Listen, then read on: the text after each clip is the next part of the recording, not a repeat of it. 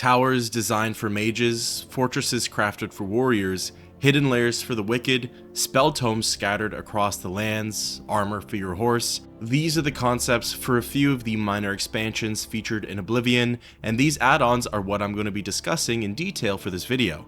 In total, there are 10 different DLCs for the 4th installment of the Elder Scrolls. The two major ones that most players think of are the Shivering Isles and the Knights of the Nine. These are objectively longer and offer more sustenance in terms of gameplay. However, as previously mentioned, this video shines light on the other 8 lesser expansions that don't really receive as much attention. The add-ons for this discussion go as follows: the Fighter's Stronghold, Wizard's Tower, the Orrery, Vile Lair, Thieves Den, Horse Armor, Spell Tomes, and Mehrunes Razor. All DLCs covered have already received an individual video put out on this channel, and their inclusion for this compilation will be unaltered, as well as in order of release date. Feel free to skip around using the chapters, or to watch it in chronological order. With that being said, sit back, relax, and let's dive into Oblivion's minor expansions.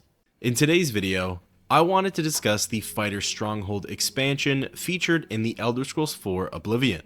During my journey through this game, I've been playing with the retail Game of the Year version, which only includes Knights of the Nine and the Shivering Isles DLC. This means I've missed out on all of the other unique and innovative expansions that have been released for this game. Among them is the Fighter's Stronghold. I'm really excited to get to experience it for the first time, and with that, let's discuss the story, features, and mechanics surrounding this DLC. As per usual, the information and facts provided are brought to you by the game itself and are supplemented with the unofficial Elder Scrolls Wiki. The Fighter's Stronghold is the 9th and final DLC to be released for Oblivion, having came out over a full year after the game's release. It provides warriors, barbarians, knights, or any character using physical melee or ranged attacks with a safe haven and supply shop. Of course, all characters are welcome, but those fixed on using blade, blunt, block, or marksman might get slightly more use out of it. As soon as the expansion has been installed and the game started up, the player will immediately receive a quest notification. The quest is called Battlehorn Castle, and it details how the player has heard a rumor regarding the fortress. It's apparently been besieged by marauders, the defense's commander has been killed, and anyone who can lift the siege receives ownership of the castle. Peering at the map, Battlehorn Castle is located west of Coral, just at the end of the Black Road. Fast traveling to a nearby location and making the trek, where there was once a barren flat field, the player will begin to see a castle appear on the horizon. It looks like one that you might see in a major city. Massive sturdy stone walls and towers, banners draped off the side, and a portcullis to control the entrance. Nearing the gates though, you'll spot a group of marauders camped outside. Getting in closer, they aggro onto you and the fight begins. The marauders themselves aren't too different from ones that you might find in caves, ruins, and forts. They're level to the player, fight with appropriate gear, and will perish just as easily. There are 4 marauders to deal with, and once the battle is over, the player continues onwards through the entrance. There are multiple dead bodies sprawled out on the ground, some marauders and others nobles. A red guard named Lord Kelvin can be found amongst the carnage. He was donning a steel armor set and fought with a war axe. However, the most unique part of his gear is the Shield of Truehorn laying right beside him. It's similar in fashion to a steel shield, but is decorated with the same emblem and artwork from the banners. Going a bit further into the castle courtyard, the player will see a soldier clad in more steel armor wandering around. Getting in close, his nameplate describes him as a Battlehorn man-at-arms. This is indeed a dark day for all of us left. But I thank you for risking your own life to help us. Here, take this. It'll tell you all you need to know. As the newest master of the castle, I bid you welcome. Peering at Lord Kelvin's will, it reads, Last Will and Testament.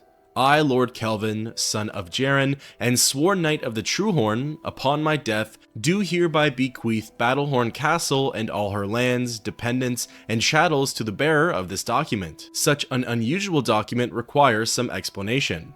I resort to such measures out of desperation. I pen this while Battlehorn Castle lies besieged by a hand of ruthless marauders with little hope that any of us will survive. Besieged, I say, although this petty battle would have not even been rated a footnote in the great days of the Knights of the True Horn. We have fallen on hard times indeed. I will entrust this document to my last faithful retainers, with instructions to destroy it in the last extremity, although I accept that I may have provided the means for my murderers to legally take the lordship of Battlehorn Castle. So be it. To the new lord of Battlehorn Castle, whoever you are, know that you inherit a stronghold with a proud tradition. Battlehorn Castle was built by a remnant of the Knights of the True Horn, who were exiled from our homeland of Leyland in Hammerfell. After a failed battle to dethrone Baron Shrike of Leyland, our leader, Lord Cain, ordered us to split up into as many small groups as possible until the time should come that he would recall us. My father was a part of a group that settled here in Cyrodiil and built Battlehorn Castle as a refuge while they waited for Lord Cain's message, a message that never arrived. Over the years, all the knights of our little band either gave up or passed on. All but one, my father Jaren. Since his untimely death, I have continued to hold Battlehorn Castle in the hope that someday we will hear from Lord Cain and our great exile will be at an end. I am afraid that the fortunes of Battlehorn Castle have fallen on hard times.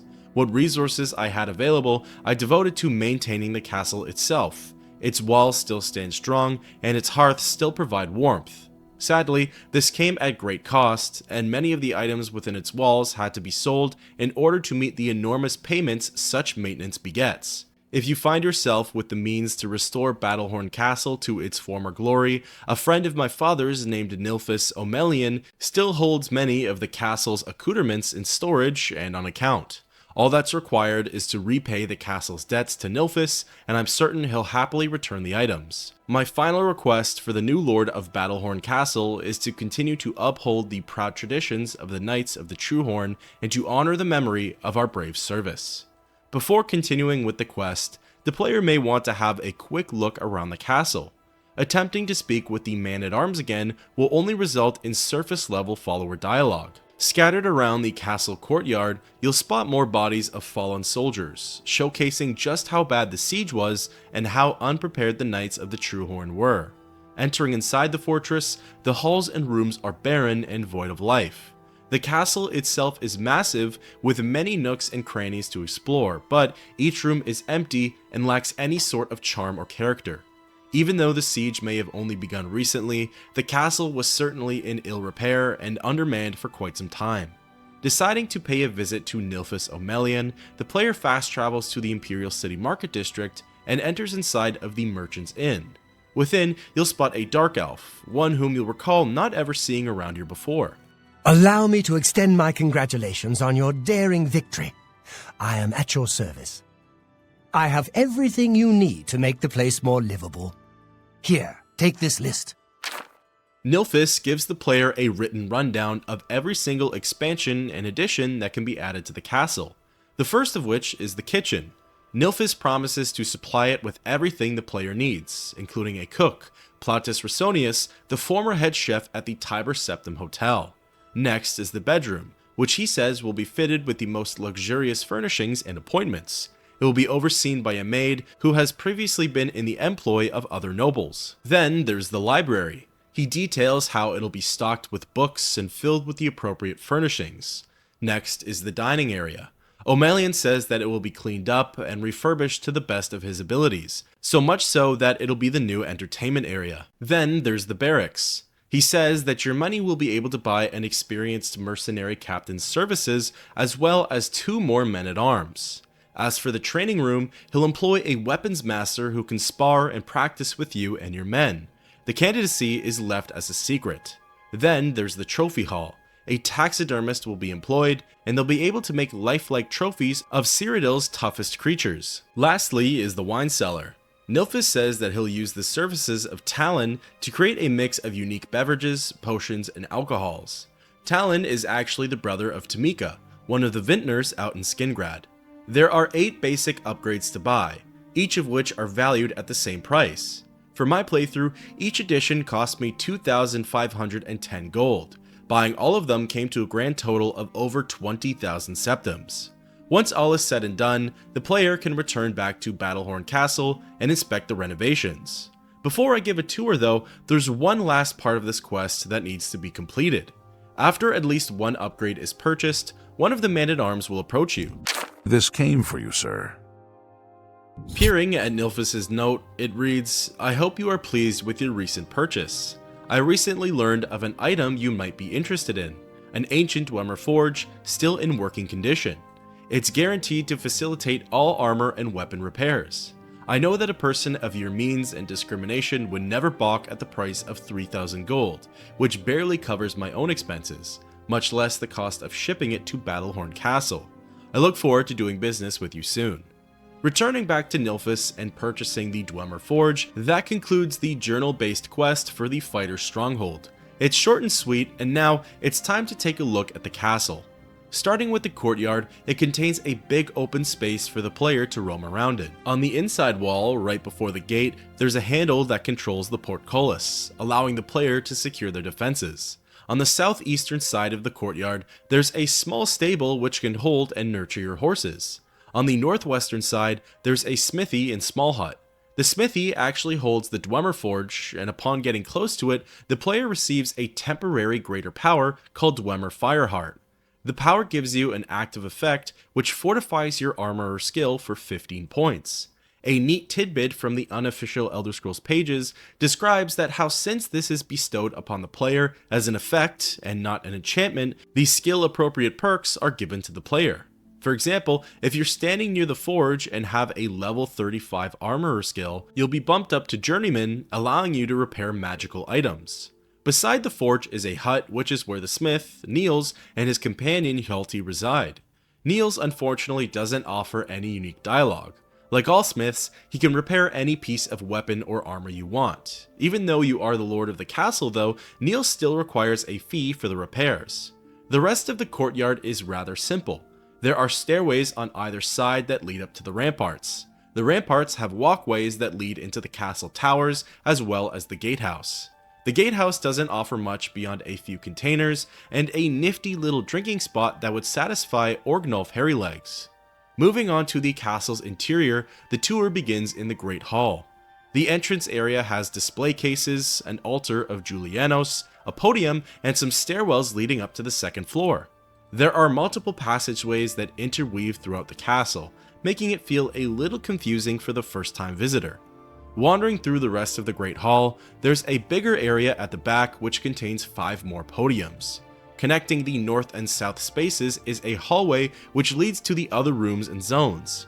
The upper level of the Great Hall consists mostly of walkways and connecting points that also lead to the other rooms and zones of the castle. The NPCs who were brought along with the castle's upgrades roam freely around the grounds. Castellan Athen is the captain of the garrison here, and he too doesn't offer much in the way of unique dialogue. The northwestern section of the hall leads to the guard barracks. The barracks are spruced up and feel more lively than the other ones the player might have seen throughout the game. They contain 2 separate rooms. One side is for Castellan and the other is for the men-at-arms. The northwestern side of the castle also holds a door leading down into the basement. The basement section consists of a bunch of interconnected hallways and holds quite a few amenities. Coming from the northwestern side, the player is likely to first run into Talon down in the wine cellar. Just outside of the brewery is Talon's modest sleeping quarters, and the Red Guard can usually be found lingering around this area. What can I do for you, sir? There are some things I need. Here, take this list. It'll tell you all you need to know. Peering at the list he gives you, it details a variety of beverages that can be brewed. Each beverage comes with a list of ingredients needed to make it, as well as the effects it provides the drinker. The wine cellar holds some shelving, each containing varieties of wine found around Cyrodiil. The back of the room holds 2 giant barrels, one providing mead and the other wine. Lining the wine cellar walls are smaller barrels. Each keg is used for one of the special brews detailed on Talon's list. Making the unique beverage is as simple as procuring the ingredients, handing them to Talon, and waiting 24 hours. Once all is said and done, the player can tap the keg for their specific brew. Behind the giant barrel of mead is a secret passageway which leads back up to the Great Hall. This provides ease of use for getting around the castle efficiently. Continuing the tour from the basement, the next area you might find yourself in is the training room. It's outfitted with dummies, targets, and punching bags. There's a small selection of weapons to choose from depending on what you'd like to train with. The secretive weapons master and trainer is an orc named Shagro Gro Uzug. It's my pleasure. Please continue. Sure, I need a weapon. The choice is yours. All right, come on. Sparring with Uzug allows for the player to train their combat skills in a low-risk environment. By the training room is Uzug's personal quarters. It's certainly a lot less cozy feeling than others that you might have seen, and there really isn't much to it. Further down the hallway is another small room. This one contains a bed and some drawers, and belongs to the maid Rona Bananius. Just beyond her room is the kitchen. It consists of tables, containers, sacks, silverware, fruits, vegetables, meats, etc. There's a stone oven where the cook bakes from, and there's a dead deer in the corner which provides unlimited venison. These are the small rooms and amenities that make up the basement section of Battlehorn Castle. The other end of the basement has a door which leads up to the East Wing. The East Wing connects back to the Great Hall and also holds its own assortment of facilities. For example, the taxidermist, Melisi Darren, can be found wandering the halls. What is it, Sarah? What can I do for you?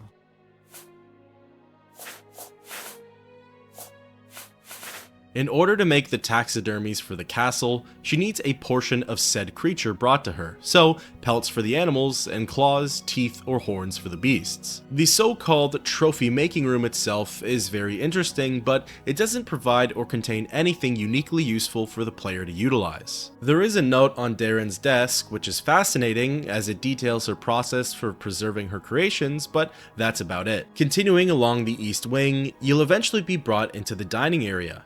It contains one long table with 14 seats, allowing for more than enough space for the castle's residents to sit at. As mentioned before, Plautus Razonius is the fortress's new cook. What can I do for you, sir? A little food and drink will do you some good. Certainly. Here you are. Anything else?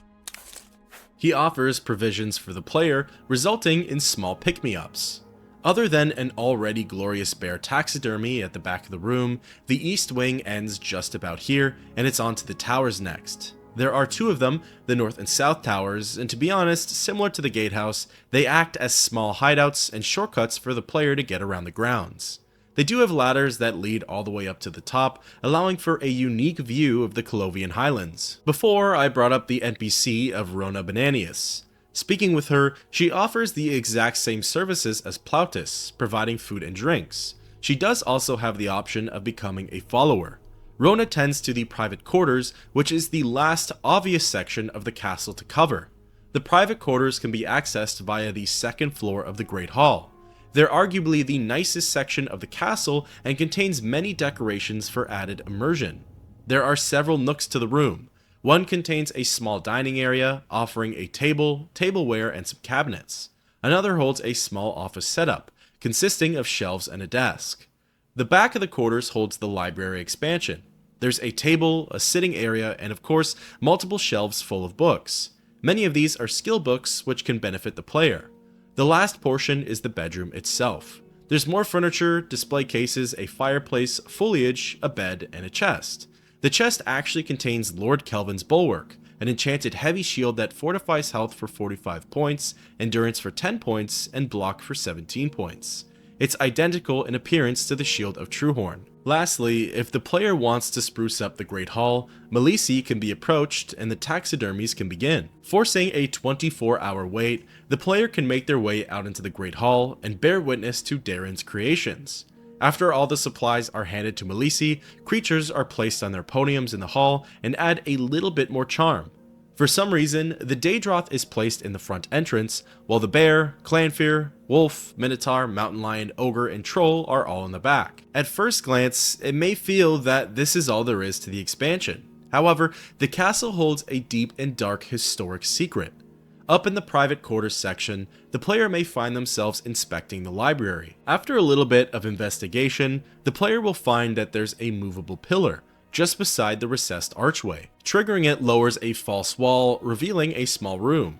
The room has several containers, chests, a hatch leading to the Highlands, and most importantly, an old journal belonging to Lord Jaren.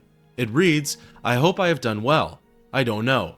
Perhaps I should tell the others. But what hope would they have then? I will have to tell Kelvin one day when it is time for him to assume the lordship of the castle. He, at least, may forgive me as I am his father. I must collect my thoughts. Kane returned last night while the others were gone to the city. Thank Onsi, it was only myself and Garridan, faithful friend. I have sworn him to secrecy. He was only too happy to let me take responsibility for what he did. Later, I am more resolved than ever, but the others must never find out. They must never know what Lord Kane has become, our liege lord. We sacrificed everything for him.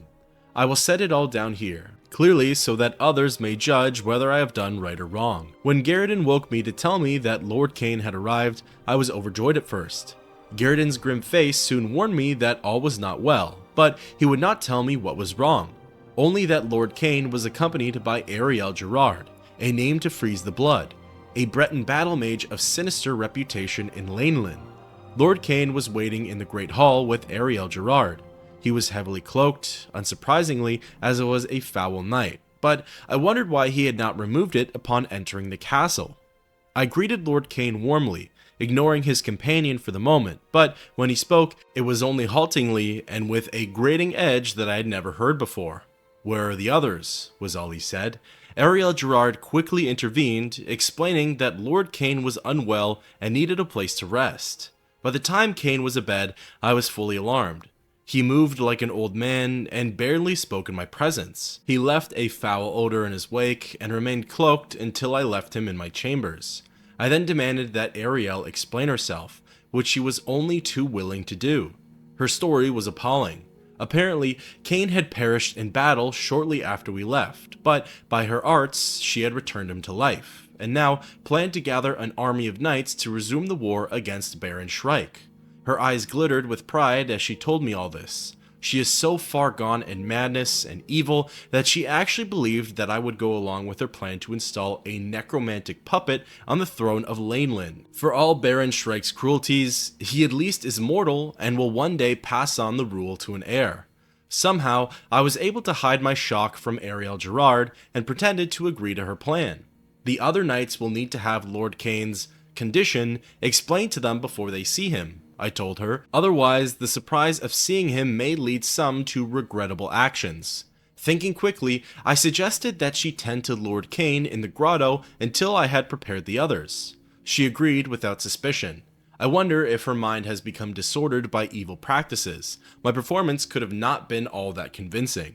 Once they were inside, I shut them in with Garridan's help. May Tuwaka have mercy on Lord Kane's soul. As for Ariel Gerard, I wish nothing but endless night on her foul spirit. I've had workmen cover up the doorway. Only a few of the others were ever aware of that passage behind the training room. Luckily, Kelvin was not among them. I'll have to come up with some story to satisfy those who ask about the grotto, or tell them the truth and face the consequences. A quick pause on the story, but somewhat interesting. If the player takes the hatch leading out into the Highlands, there's a setup containing a steel bow and some arrows. This spot makes for a fun area to take pot shots at the local wildlife. Also, if you didn't recognize the name, the Garridan that Lord Jaren mentions is the same Garridan that's the subject of the Tears of the Savior questline. Continuing on with the story, the journal calls for some sort of secret entrance down in the training area. The player descends to the basement and scours the room. You'll notice that there appears to be a false wall just behind the archery target. The blown out candelabrum right beside it acts as a trigger, and the hidden passageway brings the player to the castle grotto. The grotto appears to have once been a major part of the castle, but has obviously been sealed off and left abandoned. Progressing through the hallways, you're brought to an overlook which comprises of a dark and watery area. Just beyond, the aforementioned Lord Kane wanders the walkways as a skeleton, and Ariel Gerard now exists as a powerful Netherlich. Depending on your gear and how well the fight is spaced out, the two can prove to be difficult. Gerard is the heavy hitter, while Lord Kane has his own quirks but mostly proves to be a nuisance. Once both of them are defeated, the castle's dark story finally comes to an end and gets rewritten in a more positive light. Battlehorn Castle has been revived, and the Knights of the Truehorn legacy lives on. Gerard's corpse holds her staff, a key, as well as an odd, decrepit note. The note depicts her descent into madness, her ascension to lichdom, and she even name-drops someone fairly familiar to the player. It reads, "Ignorant fool, I could have delivered Lainlin to him, and more, but time is no consequence to me any longer. While he is growing old, I will be only growing stronger, to await the day when I will return to claim my rightful place among the powers of this world. The darkness is not so bad. I come to like it. My companion is not very talkative, but that is just as well. I see now that my procedure was somewhat flawed. The flesh was not fully imbued with life as I intended, but his spirit remains strongly bound. He will provide me with an excellent test subject, as long as I am careful to do no permanent damage. Sometimes I awaken and do not know where I am or what I've been doing. How to tell the passage of time here? Why should it matter to me? I believe the change is coming over me quickly now. My lord Mana Marco would be pleased. Deep night darkness. Sometimes sleep under moon invisible. Howl sweetly, so sweet. My darkness. Silence. The key on Gerard's body is used to unlock a chest down in the grotto. Submerged below the waters is a leveled container that's secured by a very hard lock. Opening it with the key brings riches and useful loot to the player. As for Lord Cain, he had his own personal Truehorn shield, as well as a very powerful one-handed longsword. Before leaving, there are multiple Varla stones littered around the grotto, which can be obtained. I don't believe there's any explanation as to what this area was used for. The bottom chamber is flooded, and in its center, there appears to be a cluster of natural growing Welkin stones, the kind of formation that scholars and philosophers could only ever dream of studying. Perhaps this area was closed off for other reasons, or maybe its closure came with greater sacrifices. Lord Cain's weapon is called Dragon Sword of Lainlin, and has a very unique look to it. Its structure is identical to Shadowrend's from the Shivering Isles DLC. It deals base damage of 22 points, and has the enchantment of fire damage for 25, as well as absorb fatigue for 23. Wielding the Dragon Sword gives the player a lesser power called Dragon Breath. This acts as a destruction spell and deals 30 points of fire damage in 10 feet on target. Beyond that, there really isn't much more to this expansion. It doesn't offer as much content as, say, Knights of the Nine or the Shivering Isles, but that's because it serves a completely different purpose. It allows the player to assume lordship over a castle, run the inner workings, command the subjects, and create a special home out of a once failed fortress. It was intended to give warrior-like characters a safe haven, as the same goes for other classes with the other expansions. I enjoyed it for what it was, and I'm definitely going to be using it as my new base of operations. What are your thoughts on this expansion for Oblivion? And until next time, keep on adventuring. In today's video, I wanted to discuss the Wizard's Tower expansion featured in the Elder Scrolls IV: Oblivion. This expansion adds a whole new base of operations for the player, a small quest, as well as tons of new fun and useful features to discover. As per usual, the facts and information provided are brought to you by the game itself and are supplemented with the unofficial Elder Scrolls Wiki. The Wizard's Tower expansion was the third DLC to be released for Oblivion, having come out in April of 2006, so just barely a month after the game's initial release. As I've mentioned in my Fighter Stronghold video, I've never had the pleasure of playing through any of these DLCs, minus the Shivering Isles and Knights of the Nine, although my first with the former was whilst playing through it for this channel. The Wizard's Tower expansion begins right away when the player boots up the game. After the DLC is installed, the player will receive a quest notification called Frostcrag Spire. Apparently, a deed has been delivered to the character from a long-lost relative, claiming that this tower has been passed on to you. Its location has been marked on your map. Peering at the deed, it reads, "This document is to inform the bearer that the last known owner of the property, known as Frostcrag Spire, has been declared deceased, and the bearer has been listed as the sole heir and successor to the deceased ownership of said property. The bearer has full ownership rights to all of the structures, flora, and land within the property borders as defined in the Cyrodiil Construction Charter. The bearer is responsible for all matters pertaining to or occurring on said property. This document also empowers the bearer to transfer rights to reassign the property as he sees fit. The bearer may amend this document to rename the manor by submitting the proper forms and payments to the Cyrodiil Constructor Charter and by filling duplicate forms with the Documents Division of the Imperial City Archives. Looking at the map, Frostcrag Spire is located up in the Jarl Mountains, slightly southeast of Knoll Mountain and just above the U in County Bruma. Interestingly, Frostcrag Spire can be fast traveled to without the need for discovery. Upon arrival, the player will be met with the sight of a grand and unique tower. Its construction is rather odd and unconventional, but that's what makes it the dazzling building that it is. Approaching the tower, the player ascends multiple levels of stairs before receiving a quest update. Making your way inside of the wonder, the front entrance is equally as puzzling.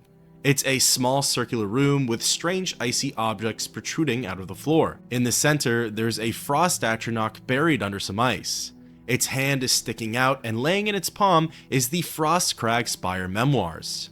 Cracking open the book, it reads, "As I pen this, I gaze upon the walls of my home and remember the very day its design came to fruition.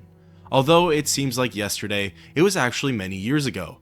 I was an impetuous wizard. I wasn't simply satisfied living at the Arcane University. I spent years coming up with a design for my home, a place where I could practice my magic in peace and keep myself away from the prying eyes of my colleagues. I pored over tomes and dusty scrolls, scoured the bookshops of the land, and even delved into ancient ruins looking for inspiration. Finally, as I rested my weary body at a camp outside of Bruma and marveled in awe at the majesty of the Jarl Mountains, I became inspired. Like a madman, I began to sketch exactly what I wanted my grand dwelling to look like. It wasn't long before I had completed my masterpiece, put down my quill, and took a step back to see what I had wrought. Frostcrag Spire was born. And now, as age overwhelms me and the glow is dying from my eyes, I wish to give the spire to you. The thought that my dream could one day crumble to ruin fills me with sadness. I know that you'll take care of your new home, and if need be, restore it to its former glory. Please, heed my instructions carefully. There's much to tell and the strength drains from my limbs. Frostcrag Spire contains many wonderful inventions. I've spent my whole life perfecting them, and I hope you'll put them to good use. My pride and joy is the Atronach altar. By bringing 3 salts from the very same creatures to this altar, you can summon an Atronach familiar to do your bidding. It will obey your simple commands and defend you in times of need. Should you tire of it, simply speak to it and dismiss it. These fine creatures have protected me in my travels and should be of great use to you. With permission from the Arcane University, I've had a spell making and an enchanting altar placed in the tower as well. You have but to provide the mage tallow candles to power them, and they will serve you well. Working closely with my good friend Sindarian, the master alchemist of Skingrad, I have developed the Frostcrag Apparatus Table.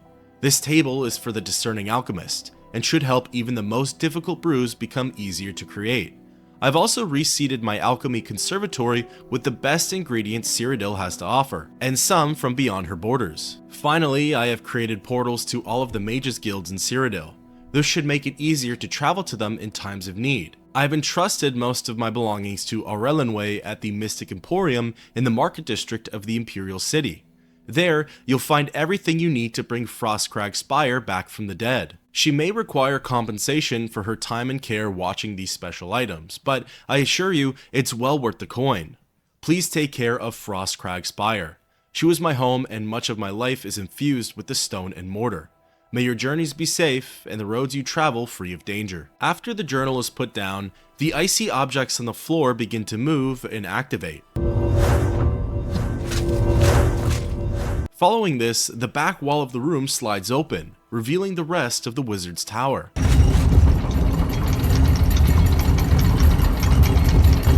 This next area is a lot grander and more spacious than the foyer. It holds magical portals that teleport the player to places like the Spire Vault as well as the living area. In front of the portals are 3 circular patterns on the ground, one containing lava, the other frost, and the third stone. Beyond the elemental patterns is an elevated area that holds an altar of enchanting, the Atronach altar, and an altar of spellmaking. The interior design of the tower is honestly very distinctive and has a good sense of individualism. I was really keen on seeing the rest of it, but for now, I wanted to buy all of the upgrades, so that way it's restored to its former glory. The memoirs call out an NPC named Orrery, who was added into the game via the install of this expansion. Something important to bring up, as pointed out by the unofficial Elder Scrolls pages, is that there are high possibilities for bugs to occur during this portion of the quest. It's apparently due to a data clash between Fighter Stronghold and Wizard's Tower. Even odder is that this clash solely affects the Mystic Emporium, which is where Orrery needs to be in order to sell you the upgrades. In short, the doors will be permanently locked, and the High Elf won't be able to enter inside. Therefore, she wouldn't be able to sell you anything. I admittedly thought my game was bugged because she was spending all her time in the Arbitorium, and there was no option to buy things from her. It turns out that that's just part of her nightly routine, as she needs somewhere to go when the Mystic Emporium is closed. Luckily for me, I waited for some time, she made her way over to the shop, and everything was okay. However, if anyone else is playing through this expansion for the first time in what's almost 2025, you may encounter this problem, which can be fixed by fiddling with your install order. Orrery doesn't offer any unique dialogue to the player. She sells a plethora of magical items and spells, but more importantly, the building plans for the tower's renovations. In total, there are 6 different purchases that need to be made, 4 of which are the additions, and 2 of which are the miscellaneous Mage Tallow Candles boxes. 3 of the expansions were 1,592 gold, the Alchemy Lab was 2,387 gold, and the boxes were 3,093 septims each. Buying all of them ran me a tab of over 13,300 drakes. Once all was said and done though, I received the notification telling me that I had completed the Frostcrag Spire quest, and I was ready to do a complete tour of my new home. Beginning with the outside grounds, there isn't nearly as much to do or see as say Battlehorn Castle.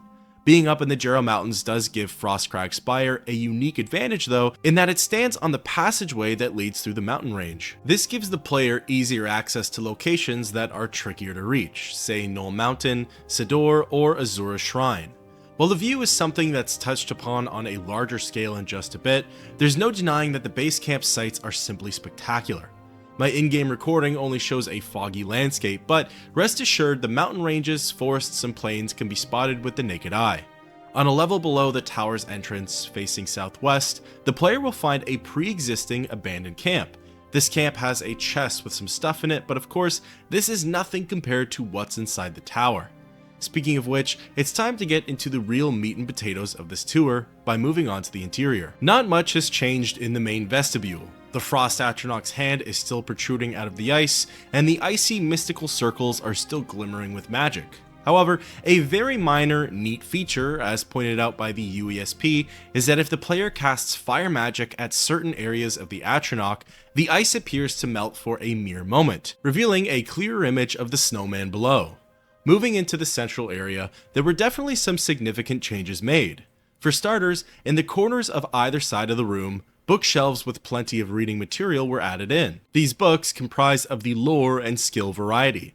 There are also a number of alchemy apparatuses placed around, either to help the player in their potion-making craft or as a push for them to start. Accompanying these scholarly nooks are seating areas and tables. Moving along to the elevated area, there are more bookshelves for the player to spend time at, but more excitingly, the 3 altars are ready for use. Approaching the enchanting and spell-making altars, the player needs to activate them first in order to place the Mage Tallow Candles.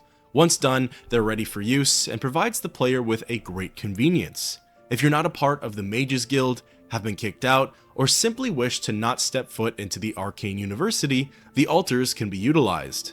Next, let's take a look at the feature many would be the most curious about, the Atronach altar. Approaching and interacting with it, the game asks whether you'd like to summon a Storm, Frost, or Flame Atronach. If the player has secured 3 samples of either Frost, Flame, or Void salts, the appropriate being can be summoned. They take the forms of familiars, and are a lot smaller in stature than their wild counterparts.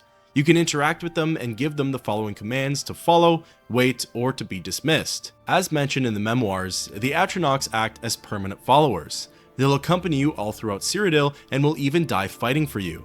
I tested out the Frosty's combat abilities against some bandits, and it held its own for a while, but with no help, it ultimately didn't last long in battle. Moving along to the other areas of the tower, the next portion is the portal that leads to the Spire Vault. The vault is quite a unique space. It's an icy underground den that holds numerous chests and containers. Flying around the room are tiny friendly imps called Vault Guardians. The chests and containers don't hold anything too crazy in them, but they are all non-respawning, making them safe for player storage. Looking at the vault's walls, the player will come across a few interesting details. The first and least of which is a humble wine rack. Most of these are cheap makes, except for the bottle of Shadow Banish standing atop of the rack. This can help the player along if they have yet to complete the side quest, A Venerable Vintage. The second and most interesting find are 2 tombstones. One of them belongs to someone named Linassin, who was a master at storytelling and writing. Activating their tombstone gives you the temporary blessing called Linassin's Touch. This fortifies personality for 10 points, and the skills of speechcraft and mercantile for 15 points. The other headstone belongs to someone named Rincy, a remarkable archer and aficionado of Tamrielic ales. His most famous beverage being Daedric Lava Whiskey, a drink discovered all the way out in the Deadlands. Coincidentally, after activating his stone, the lava whiskey is added to the player's inventory. It's quite the interesting drink, as it restores 20 health for 20 seconds on self and summons a Dremora Lord for 60 seconds, but it also paralyzes the drinker for 10 seconds and deals 1 point of fire damage for 10 seconds on self. The Vault Guardians are certainly tougher than they look, as they have decent amounts of health and can cast some feisty destruction spells. I tested out their abilities by spawning in a bandit, but the Guardians work in mysterious ways. The bandit had to make the first move and was able to kill a few of them before I stepped in. I guess it's a good thing that the player can't be stolen from in this game. Returning back to the main entrance, the other teleporter leads to the living area. It's a quaint and cozy room. There are furnishings which contain storage space, some books, potions, as well as alchemy and enchanting tools. Atop one of the bookshelves, the player will come across a jewelry box which contains a powerful enchanted ring called the Pentamagic Loop. This ring fortifies all the major schools of Magicka, barring alteration, for 5 points each. If the player stands near the alchemy table on the other side of the room, similar to the Dwemer Forge in Battlehorn Castle, you'll receive an active effect called Alchemical Brilliance. This temporarily fortifies your alchemy skill by 15 points. Affixed to the living space is another teleporter, a door leading outside, and a botanical garden. The garden portion itself is quite intriguing and useful. There are 3 different sections filled with varieties of flora found across Cyrodiil and beyond, all blended together for the budding alchemist's dream. There are 30 different species present, and almost all of them have 3 or more samples to take. Of course, these samples will grow back, and the player can harvest them all over again. As pointed out by the unofficial Elder Scrolls pages, there is some rare herbage that grows here. Examples laid out include 1 Nirnroot, which is needed for the Seeking Your Roots side quest. The garden contains rice plants, which apparently are otherwise only found in food sacks around Cyrodiil. There's also the domesticated Spittlestick, which is native to Oblivion. They normally release a toxin affecting the player's stats, but this version in the Wizard's Tower has been altered to leave those harmful effects out. Moving on from the gardens, the next area is through a portal which leads to the very top of the tower. This portion serves as a lookout and far surpasses the view I tried to show off earlier. Looking south, the player has a clear view of the Heartlands as well as the Imperial City and its rolling hills. To the east, you can see Shadenhall along with the Vallis Mountains. To the west, the player can place their eyes on the nearby city of Bruma and the rest of the Jarrow mountain range. Finally, the view to the north is slightly blocked by the tower's decorations, but the player can see a glimpse of 200 some odd years into their future, or 5 years of real-world time. The final spot for the tower's tour has us going back into the living area, then through the old rusted door leading out into the Jarrows again. This little balcony of sorts contains a portal leading to every single Mages Guild hall in Cyrodiil. Activating any of them will bring you to that respective hall's front entrance. From there, the player can resume their duties, whether it's for business or pleasure. I will say, I originally thought these portals were mostly useful for completing the recommendations portion of the guild's questline. Then I realized that the time it takes you to exit the hall, fast travel back to the tower, which by the way, places you far away from its entrance to begin with, teleport all the way back up and then to the next hall, is probably more time consuming than just traveling to the city itself and walking to the guild hall. I guess the advantages it does provide though are ease of access to one of the halls if say you need to speak with a specific NPC, need to buy a spell, or need some form of training. Perhaps the player is working on the questline and operates out of the tower. You may frequently return to it after completing quests, and teleporting around from the tower makes your time spent going from hall to hall a little more efficient. Another small convenience it provides is having a separate fast travel point into any of the other major cities. Say for example you want to go to the Skingrad Fighters Guild. You can save yourself a couple of seconds by traveling to the Mages Guild and then heading straight over to the Fighters Guild. These aren't exactly groundbreaking conveniences, but they do provide something, I guess. There are 9 portals in which are supposed to lead to each major city. This includes the Arcane University, and even more interesting, the city of Kvatch. Unfortunately, the game doesn't let you travel there, and displays a message saying that the Kvatch Mages Guild is no more. I personally think it would have been really cool if Bethesda designed a hidden, small, burnt, and destroyed room that was supposed to act as the remnants of Kvatch's Hall. The room would mostly be for aesthetics, but maybe some gemstones, alchemy tools, and skill books could be strategically placed around. If we were really lucky, Bethesda would have given us small lore snippets in the form of notes or books. They could have detailed who the mages were that practiced out of this hall, and a little bit about their personalities and specialties. That just about wraps up the tour of Frostcrag Spire, and thus the Wizard's Tower expansion. I really like the tower as a place for my character to operate out of. Even though I'm playing as a warrior and I don't have much to do with the arcane arts, the altars, vault area, and portals to the guild halls could have certainly proved useful. There's definitely a little less going on here than what I saw back in Battlehorn Castle. The Wizard Tower is much smaller and feels a lot lonelier. I actually don't mind the size issue, but the lack of NPCs in life in general, minus the Vault Guardians of course, makes the tower feel like it's not quite mine. To be honest though, I have the same feelings towards Battlehorn Castle, so I think it's just a me issue. Of course, not all of the players' homes need some sort of hidden dark secret for them to capture more of my attention, but Lord Cain and Ariel Gerard being locked away in the grotto just made the castle feel so much more interesting and lore-ridden. It would have been nice to maybe see the 2 tombstones in the vault built upon, with Rinzi and Linassen's stories getting a little more fleshed out, but hey, maybe I'm just asking for too much at this point. Overall, Frostcrag Spire was built for the player's convenience, and certainly makes the adventuring, inventory management, and foraging a little bit easier for this glorious game. What are your thoughts on the Wizard Tower expansion, and until next time, keep on adventuring. In today's video, I wanted to go over and discuss the Orrery expansion featured in the Elder Scrolls IV: Oblivion. The DLC was released in April of 2006 and was one of the game's first downloadable content expansions, following closely after the infamous Horse Armor pack. While modest in scale compared to larger expansions like the Shivering Isles, the Orrery added a new layer of immersion, intrigue, and lore to Cyrodiil.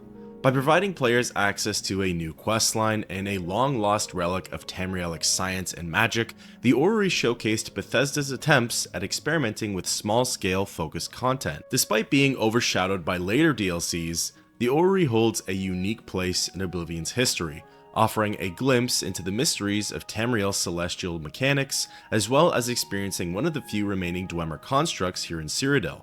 As per usual, the facts and information provided are brought to you by the game itself and the unofficial Elder Scrolls pages. The expansion begins as soon as the player installs and starts their game. Along with the other DLCs, you'll receive an onslaught of notifications for each new quest that was added.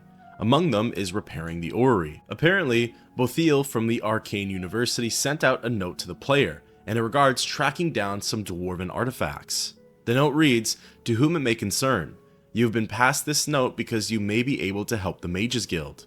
The Council of Mages has not the resources. The Legion is either unwilling or unable to assist. A shipment of dwarven artifacts from Morrowind, destined for the Arcane University, was intercepted by bandits recently. Intending to sell the artifacts for profit, they have stolen items essential to repair the Imperial Orrery in Cyrodiil's capital. The only known location of these bandits is Camp Ailes, north of Kvatch.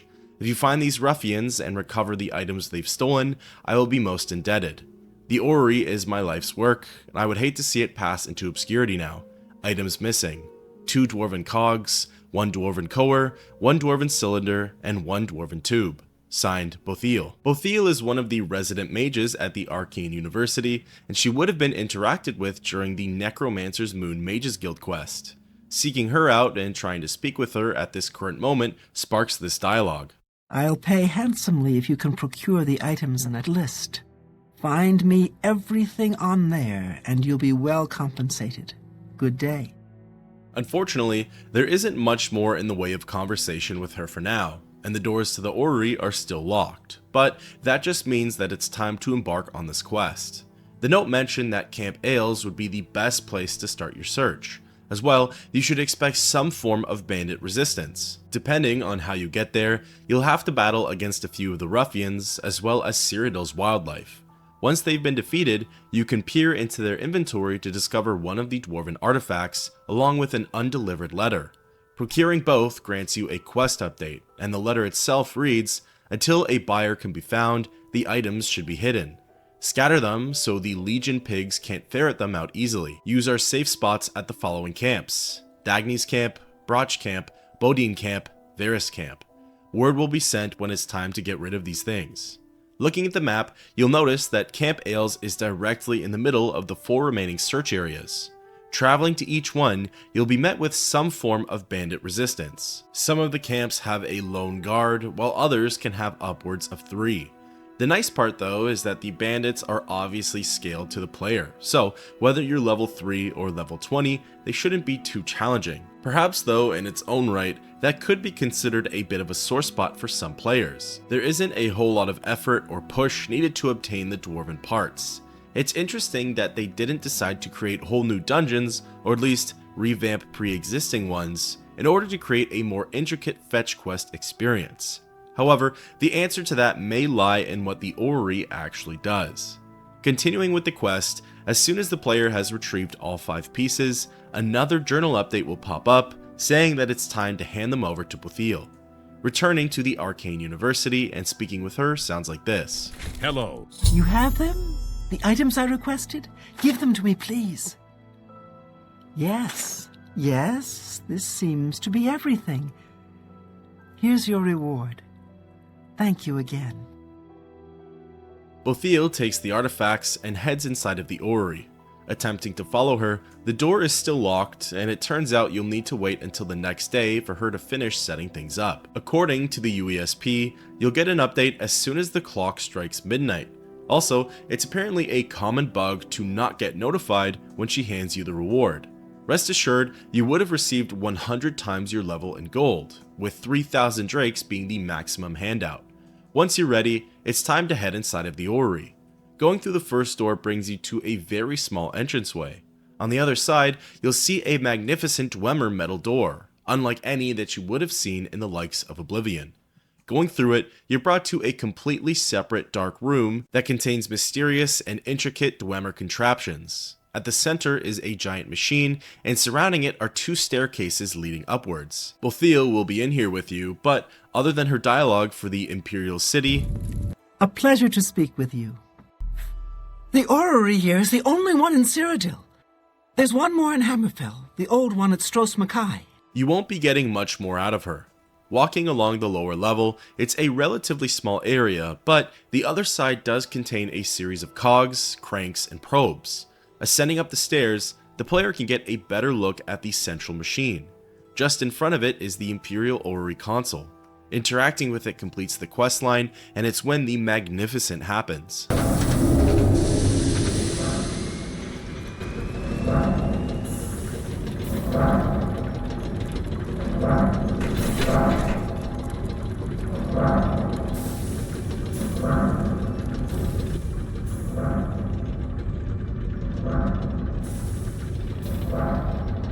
The Orrery is a large mechanical planetarium. It stands as a marvel of Tamrielic ingenuity, blending magic and engineering to map the movements of Nirn, the moon's Master and Secunda, and the stars. As soon as the console has been activated, you can interact with it again to receive its buffs. Players are granted access to a set of unique powers determined by the alignment of Nirn's moons, Master and Secunda. These powers include abilities such as increasing strength, intelligence, or speed temporarily. Each lunar phase corresponds to a different boon, encouraging players to periodically revisit the Orrery to gain new buffs. The powers are relatively modest compared to other boons in Oblivion, but they add an element of strategy and immersion, connecting gameplay mechanics to Tamriel's celestial lore.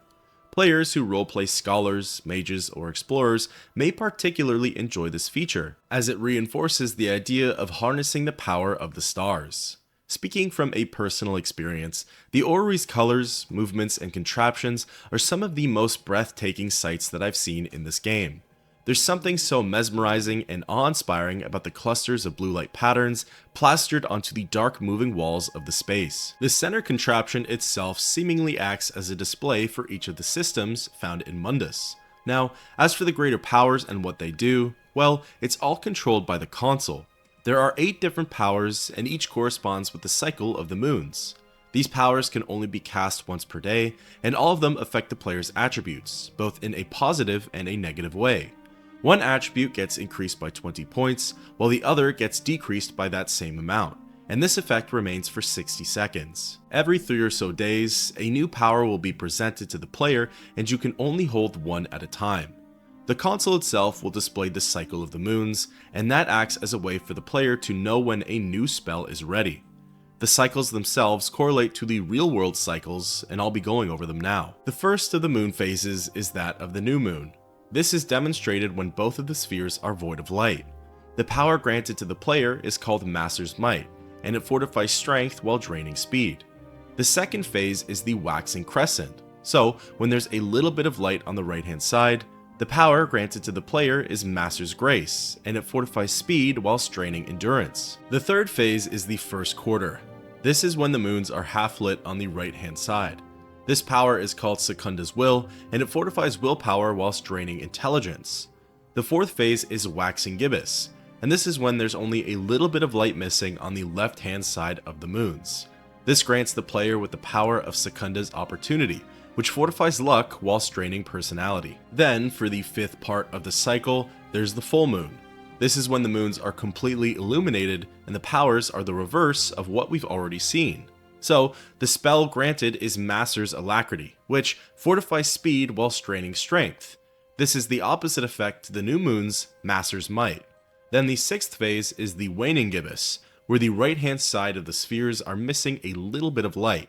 The power granted is Secunda's Magnetism, which fortifies personality while straining luck, and is the opposite of Secunda's Opportunity. The seventh phase is the last quarter, which shows the moons as half-lit on the left-hand side.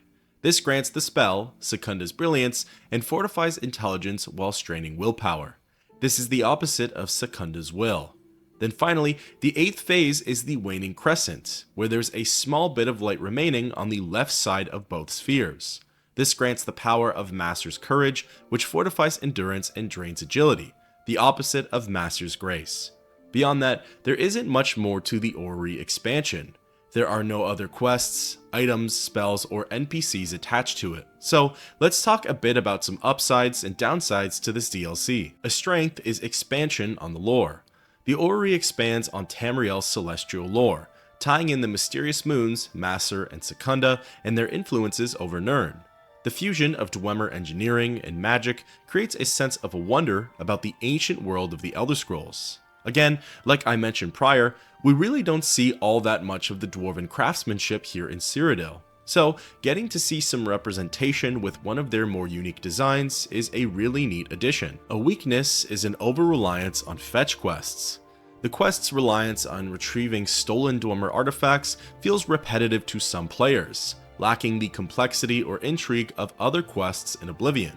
Like I said prior, it was a rather simple fetch quest. The camps weren't spaced out, didn't offer much challenge, and felt like a way for Bethesda to provide the bare minimum. However, as mentioned before, maybe it's due to the reward and outcome that Bethesda decided to provide a rather lackluster build-up. This could be seen as a positive to some players, as to not waste their time as much, but also it could be seen as a negative, which leads into the next weakness. There's a lack of depth in the rewards.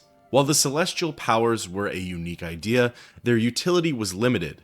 The buffs were temporary and situational, overshadowed by more impactful spells, gear, and enchantments available elsewhere in the game. These aren't necessarily spells that I could ever see myself relying on, unless I was in a pinch and needed, say, an extra hit of strength for a cheeky, over-encumbered fast travel. Switching back to the strengths and traveling back in time to 2006, there's definitely a degree of accessibility to this DLC. The questline is simple and short, making it easy for both new and experienced players to enjoy without disrupting the game's flow. Obviously, in 2024, with this game being fully explored and every piece of DLC and storyline brought to light, the Orrery doesn't seem like much. But back in the day, the Orrery was a unique homage to elements that were previously seen in Morrowind. It added a new system of spells for players that likely wouldn't have taken them more than 20 minutes to unlock. By introducing celestial powers tied to lunar phases, the Orrery gives players a reason to return to the Arcane University periodically, adding a dynamic layer to gameplay. Perhaps it was used as a gateway to pursue the Mages Guild questline, or to fulfill all of your wizardly needs in one area, as this expansion does slightly predate the Wizard's Tower. However, the last weakness could be the most compelling of them all, in that there is simply not enough content. Many players felt the expansion was too small, offering only a single questline and a modest gameplay mechanic. Compared to the price, which was $1.89 on PC and 150 Microsoft points on the Xbox 360, it lacked the depth expected from DLC. For a while too, the only expansions put out there were those with minimal enhancements to the actual gameplay. Mehrunes Razor, Fighter Stronghold, Knights of the Nine, and Shivering Isles were yet to be released, and players were probably disheartened to see not much paid change to this beloved game of the Elder Scrolls franchise. In hindsight, the Orrery serves as a stepping stone in the evolution of DLC content for Oblivion. As one of Bethesda's first experiments with DLC, it laid the groundwork for future expansions like Knights of the Nine and Shivering Isles, which offered more substantial content. While its scale and impact were limited, the Orrery demonstrates Bethesda's commitment to expanding on Oblivion's world in creative ways. The expansion's focus on Tamriel's celestial and Dwemer lore contributed to the game's rich tapestry of history and mythology. For players invested in the Elder Scrolls universe, the Orrery provides a unique glimpse into the technological and magical wonders of Tamriel. Before closing out, here's a blurb directly from Bethesda regarding the Orrery. It has since been deleted, but thankfully, the UESP has it saved on their website. It reads, "Edwina, my thanks for the latest trove of information. I understand it is difficult to decipher the glyphs remotely. Archmage Traven has not deemed it necessary for you to make the long trip from Morrowind to visit the Orrery personally. I know what a hardship that must be for you. Your interest in and dedication to Dwemer research has not gone unnoticed at the university. From what you have told me, I suspect that not only might it be possible to return the Orrery to a functional state, but we may unlock features that have been hidden to us until now. I have long wondered about the function of the console separate from the primary mechanism. These plans you've sent suggest it might have a significant use. I have seen repeated references to Macer and Secunda, and they are clearly somehow related to this particular section of the Orrery. To what end, I cannot be sure, but I would very much like to find out. If your excavations continue, I wonder if you might be able to send me some spare parts. The council has authorized you to send me several cogs, as well as a coher, cylinder, and one of those fascinating tubes. Formal papers for the shipment should arrive sometime next month. You know how the council tends to drag its feet, even when it can finally make a decision. Thank you again for your assistance with the Orrery. Perhaps someday I'll have time to visit Aldrune and see these ruins in all their native glory. Signed, Bothil." In conclusion, though modest in scope, the Elder Scrolls IV Oblivion's Orrery expansion adds a layer of immersion and intrigue to the world of Cyrodiil. By restoring a long-forgotten marvel of Dwemer engineering, players engage with Tamriel's ancient history and unlock the power of the stars. While it falls short of the depth and complexity seen in later expansions, the Orrery represents an early experiment in DLC content that helps shape the future of the Elder Scrolls.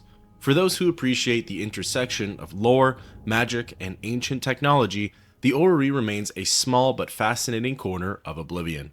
I'd love to know your thoughts on this expansion, and until next time, keep on adventuring.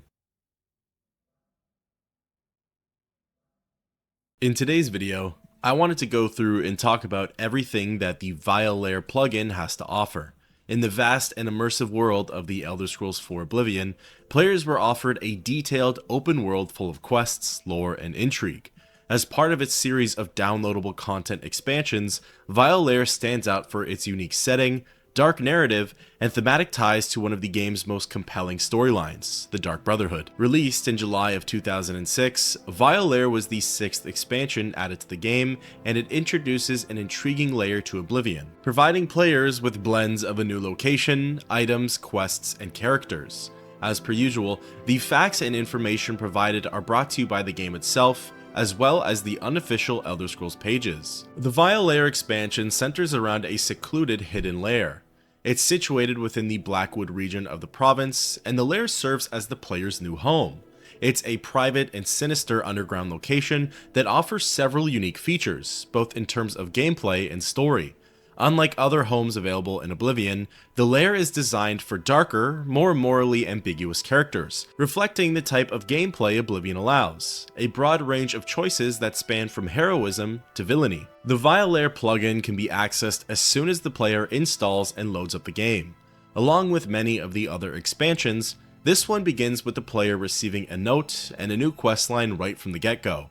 The quest is titled Deep Scorn Hollow, and it details how the player was handed a mysterious note.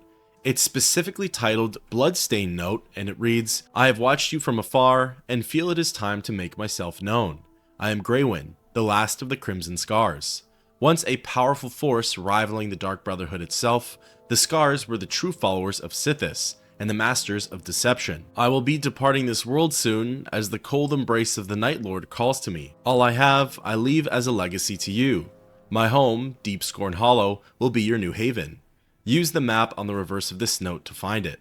All that lay within is yours to do with as you please. I have but one request in return. Further the ways of shadow and honor Sithis with the darkest of deeds. Make the virtuous pay for their blasphemy with their lifeblood staining your blade. May Sithis guide you, signed, Greywyn. Popping open the map and scrolling to the far south, the player will find Deep Scorn Hollow just off of the Topple Bay, south of Bogwater Camp, and southeast of Tidewater Cave. Similar to Frostcrag Spire, it's a location that can be fast traveled to right from the start. The small island showcases the skeletal remains of a farmhouse, a well, and some other smaller structures. Off in the distance, the player will lay eyes on the province of Elsewhere, a beautiful and thought-provoking sight, but what's more, there's no obvious entrance down into the lair. The compass seemingly brings you down into the sea, and from there, a door hidden in a buried toppled tree trunk. Gaining access inside via Greywyn's Key, you'll swim up and forward to the real entrance of Deep Scorn Hollow. As soon as you reach the archway, you'll receive a quest update regarding the Forgotten Journal placed atop a nearby stool. Picking it up, it reads, Tertis, the 18th of Rain's Hand, 3rd Era, Year 421. Sithis speaks to me. He does not use words, but I can hear his voice. Echoes of darkness spring from his lips and tell me what I must do. The Dark Brotherhood must be purged of its clean-blooded vermin, and a new order must take the reins. The time is nigh for the vampire to claim his rightful place as the true hands of Sithis. I have secured the help of many of my kin, and soon we shall spread like a cold fog through the ranks and make the group our own. Soon, Sithis will give the sign, the time will be right, and the Crimson Scars will strike. Lourdes, the 27th of Rain's Hand, 3rd Era, Year 421. We are betrayed. That cur, Solarian, has made true our plans to the fingers, and we have been discovered. The Dark Brotherhood struck as we slept, not even giving the Scars a chance to fight back. Using their silver weapons, they pierced the heart of many of my brothers. The screams I could hear as they turned to dust still echo within my mind. I was able to dispatch 2 of the purebloods that fell upon me, and before they could send more, I made good my escape. I must find a place to hide, to recover from this blow. I will make my way south to Deep Scorn Hollow, my old hideaway from when I was but a novice. There, I will make my dark plans, and we shall see who Sithis truly favors. Tertis, the 21st of 2nd Seed, 3rd Era, Year 421. It's been nearly a month, and yet none of my brethren has returned to the fold. What puzzles me is why I've not heard from my lord. Sithis hasn't spoken to me since that dark night. What have I done to displease him? I have slain many since then, and poured their lifeblood on his altar, but still he remains silent. As I ponder this, I turn my attentions to the lair.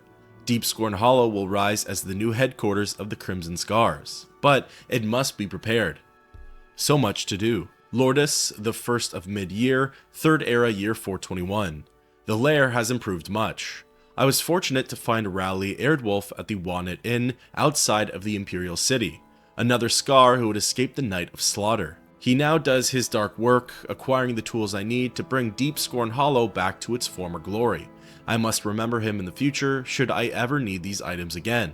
Midas, the 17th of Sun's Height, 3rd era year 421. All along, I was mistaken. All along, I was the blight upon Sithis and his dark name.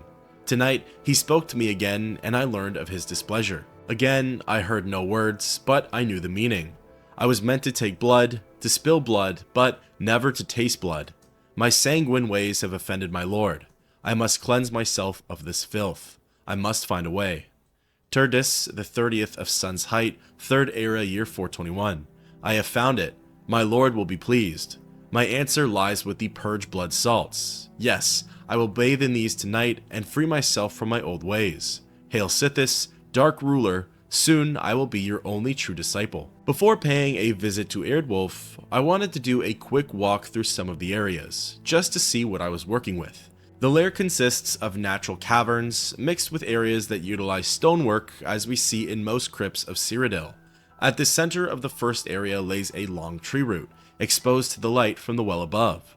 To the right of this area is a small nook that comprises of natural cavern walls. For now, the only thing of note in here is something called a victim's loot chest, although that is empty right now.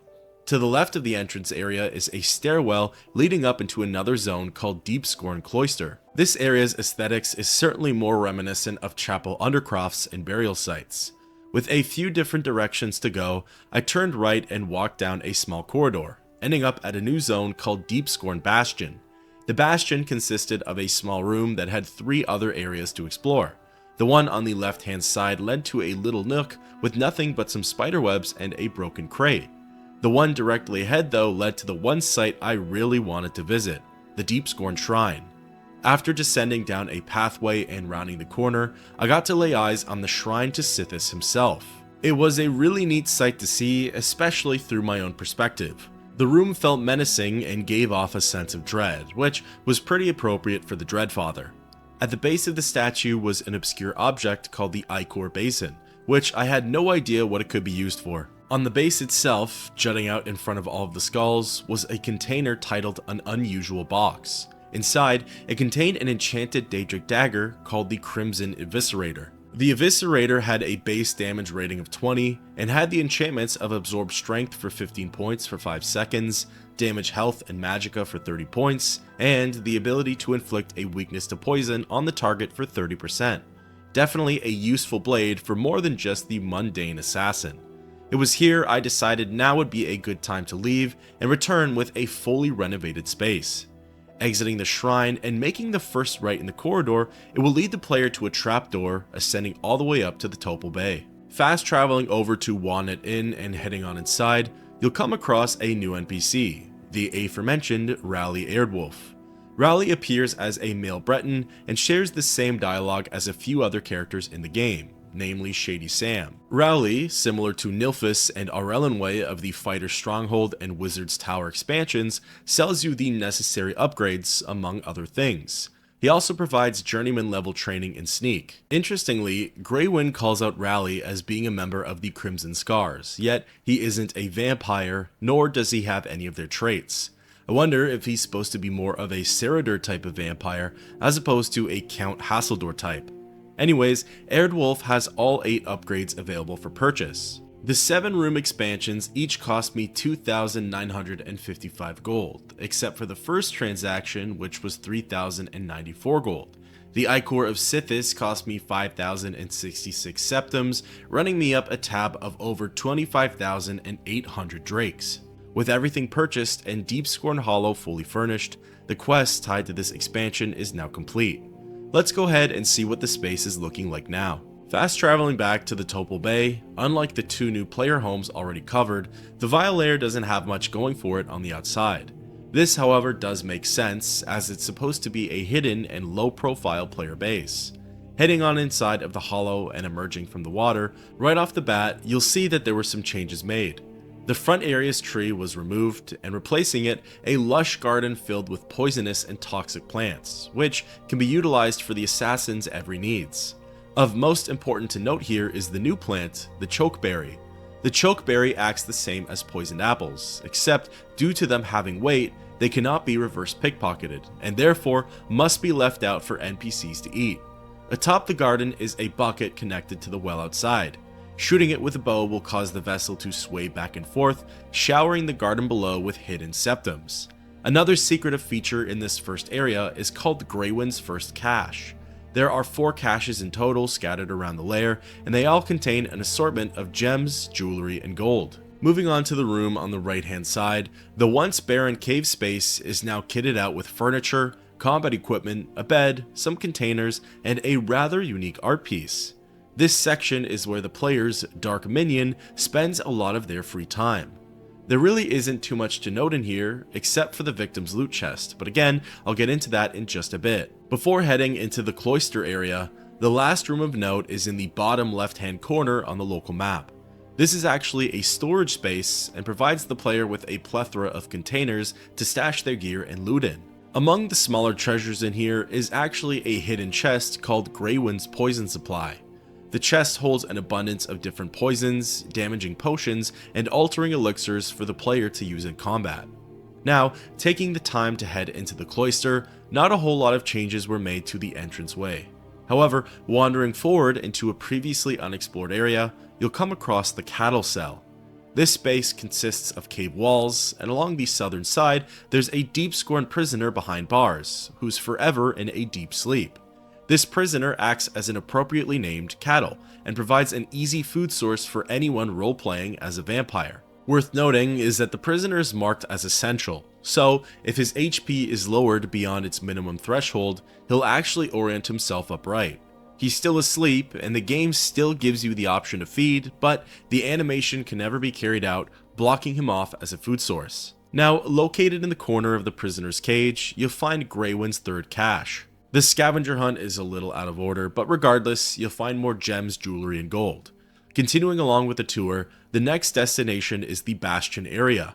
A small dining room has been added in, along with a few other furnishings and containers. The nook to the left that was once barren now serves as the Lair's library. The library actually features some unique and interesting reads. For starters, there are 2 new books that have been added into the game. The first, which I know I'm going to butcher, is titled Opus Scholas Lamebal ta Mezza Morti. This book actually goes over the origins of the vampire and is pretty disturbing. It involves Molag Bal, a young woman named Lemay, and Bal's vendetta against Arche. Although it really is unpleasant to read over, it does offer insight into how and why the creatures of the night were created. Another new book in the library is called Manifesto Cyrodiil Vampirum. This one acts as sort of a beginner's walkthrough to vampirism and how most vampires operate. It details that they like to stick together, hide their true nature, blend into society, worship Molag Bal, and need to feed in order to look like the regular folk. Among the rest of the library are a variety of skill books that can prove useful to every player. Moving back into the Bastion, and this time, cracking open the door on the right hand side, you'll come across the main chambers. This decent sized room is lacking in furnishings and decor, but it does offer the player one of the more unique beds in the game. At the back of the area, there's a rather fancy looking coffin that acts as a resting spot. It's the perfect fit for those role-playing as vampires. Lining the walls of the chambers is a desk, some shelving, and a container called Greywind's Armoire. The armoire holds an enchanted piece called the Raiment of the Crimson Scar. It looks similar to the shrouded armor for the Dark Brotherhood. It has an armor rating of 12, the enchantments of Fortify Agility and Speed for 15 points, Fortify Sneak, Marksman, and Blade for 25 points, Reflect Damage for 35%, and it also has a whopping value of over 24,500 gold. Returning to the Bastion once more, the final spot is back down into the shrine area. Nothing here has really changed, except for when the player approaches and interacts with the Ichor Basin. The Ichor of Sithis gets removed from your inventory, and the shrine is now active. It acts as an altar that lends out different tiers of blessings. The only catch is that your infamy must exceed your fame. According to the UESP, players wearing the Grey Cowl will receive the best blessing, which is handed out to those who have infamy points of 90 and above. It restores all attributes by 100 points, restores health for 200 points, cures all diseases, fortifies health for 25 points, agility for 10, sneak for 20, and grants 50% chameleon, all for a time period of 20 minutes. The bare minimum blessing restores all attributes to 100, restores health for 200, cures diseases, and fortifies health for 10 points, all for 15 minutes. Again, it's out of order, but Greywin's quote-unquote final cache, which for the sake of this video is the third cache, is located behind the glowing rock on the pathway leading down to the shrine. The final area for the Deepscorn Hollow tour brings us back into the cloister and down the hallway on the left-hand side. This room is decent in size and consists of multiple walkways surrounding a crater in the center. Along the walkways in one of the corners, you'll find Purge Blood crystal formations. Inside of them is an ingredient called Purge Blood Salts. Approaching the half-submerged pillar, its nameplate calls it the Font of Renewal and is used for curing vampirism. This was one of the expansion's features I had to test out for myself, just to see how easy and convenient it was compared to the cure quest. Laying in the water, not far from the pillar, was Greywin's second cache, which for the sake of this video is the final cache. With the room tour over, let's go meet the Dark Minion. The Minion is a Dark Elf vampire who carries stage 4 traits of the Affliction. He's short for dialogue, but you can actually send him out on a task to go murder in the name of Sithis. He complies and heads for the trapdoor leading out into the Topple Bay.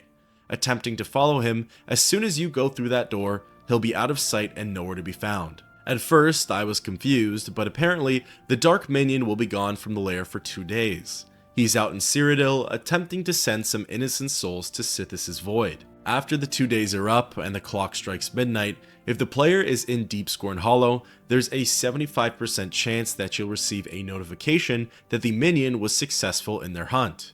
If so, you gain 1 infamy point, and the minion shows you what the victim's loot chest is used for.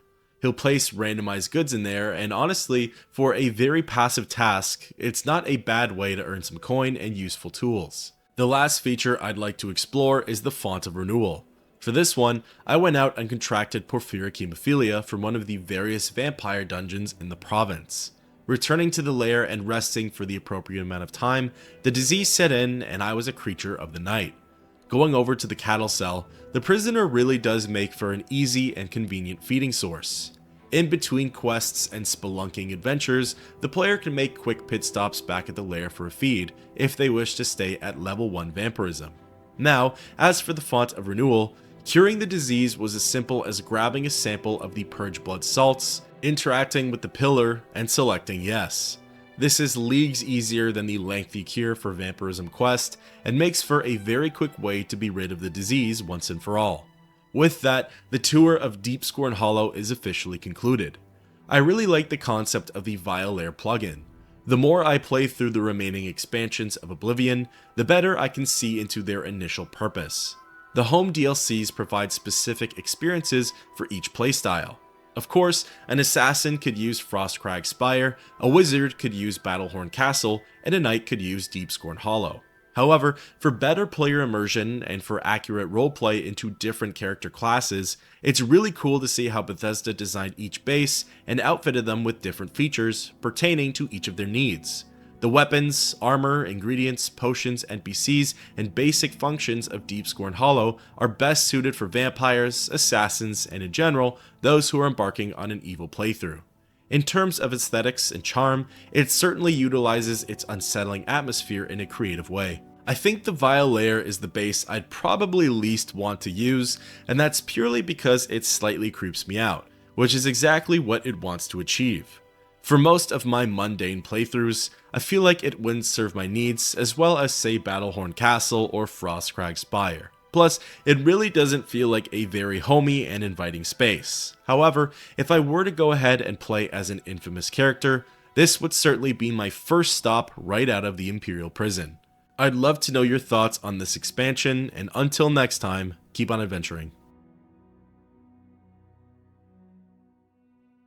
In today's video, I wanted to discuss the Thieves Den DLC expansion featured in the Elder Scrolls IV Oblivion.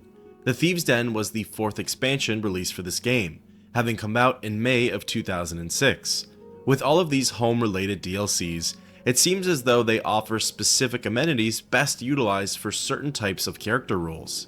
For the Thieves Den, this can be seen as the case for a lot of the features it provides. However, it can also be utilized in ways that serve and help out every playable character type. As mentioned previously, this add-on is now only readily available on the Steam Game of the Year Deluxe Edition for Oblivion.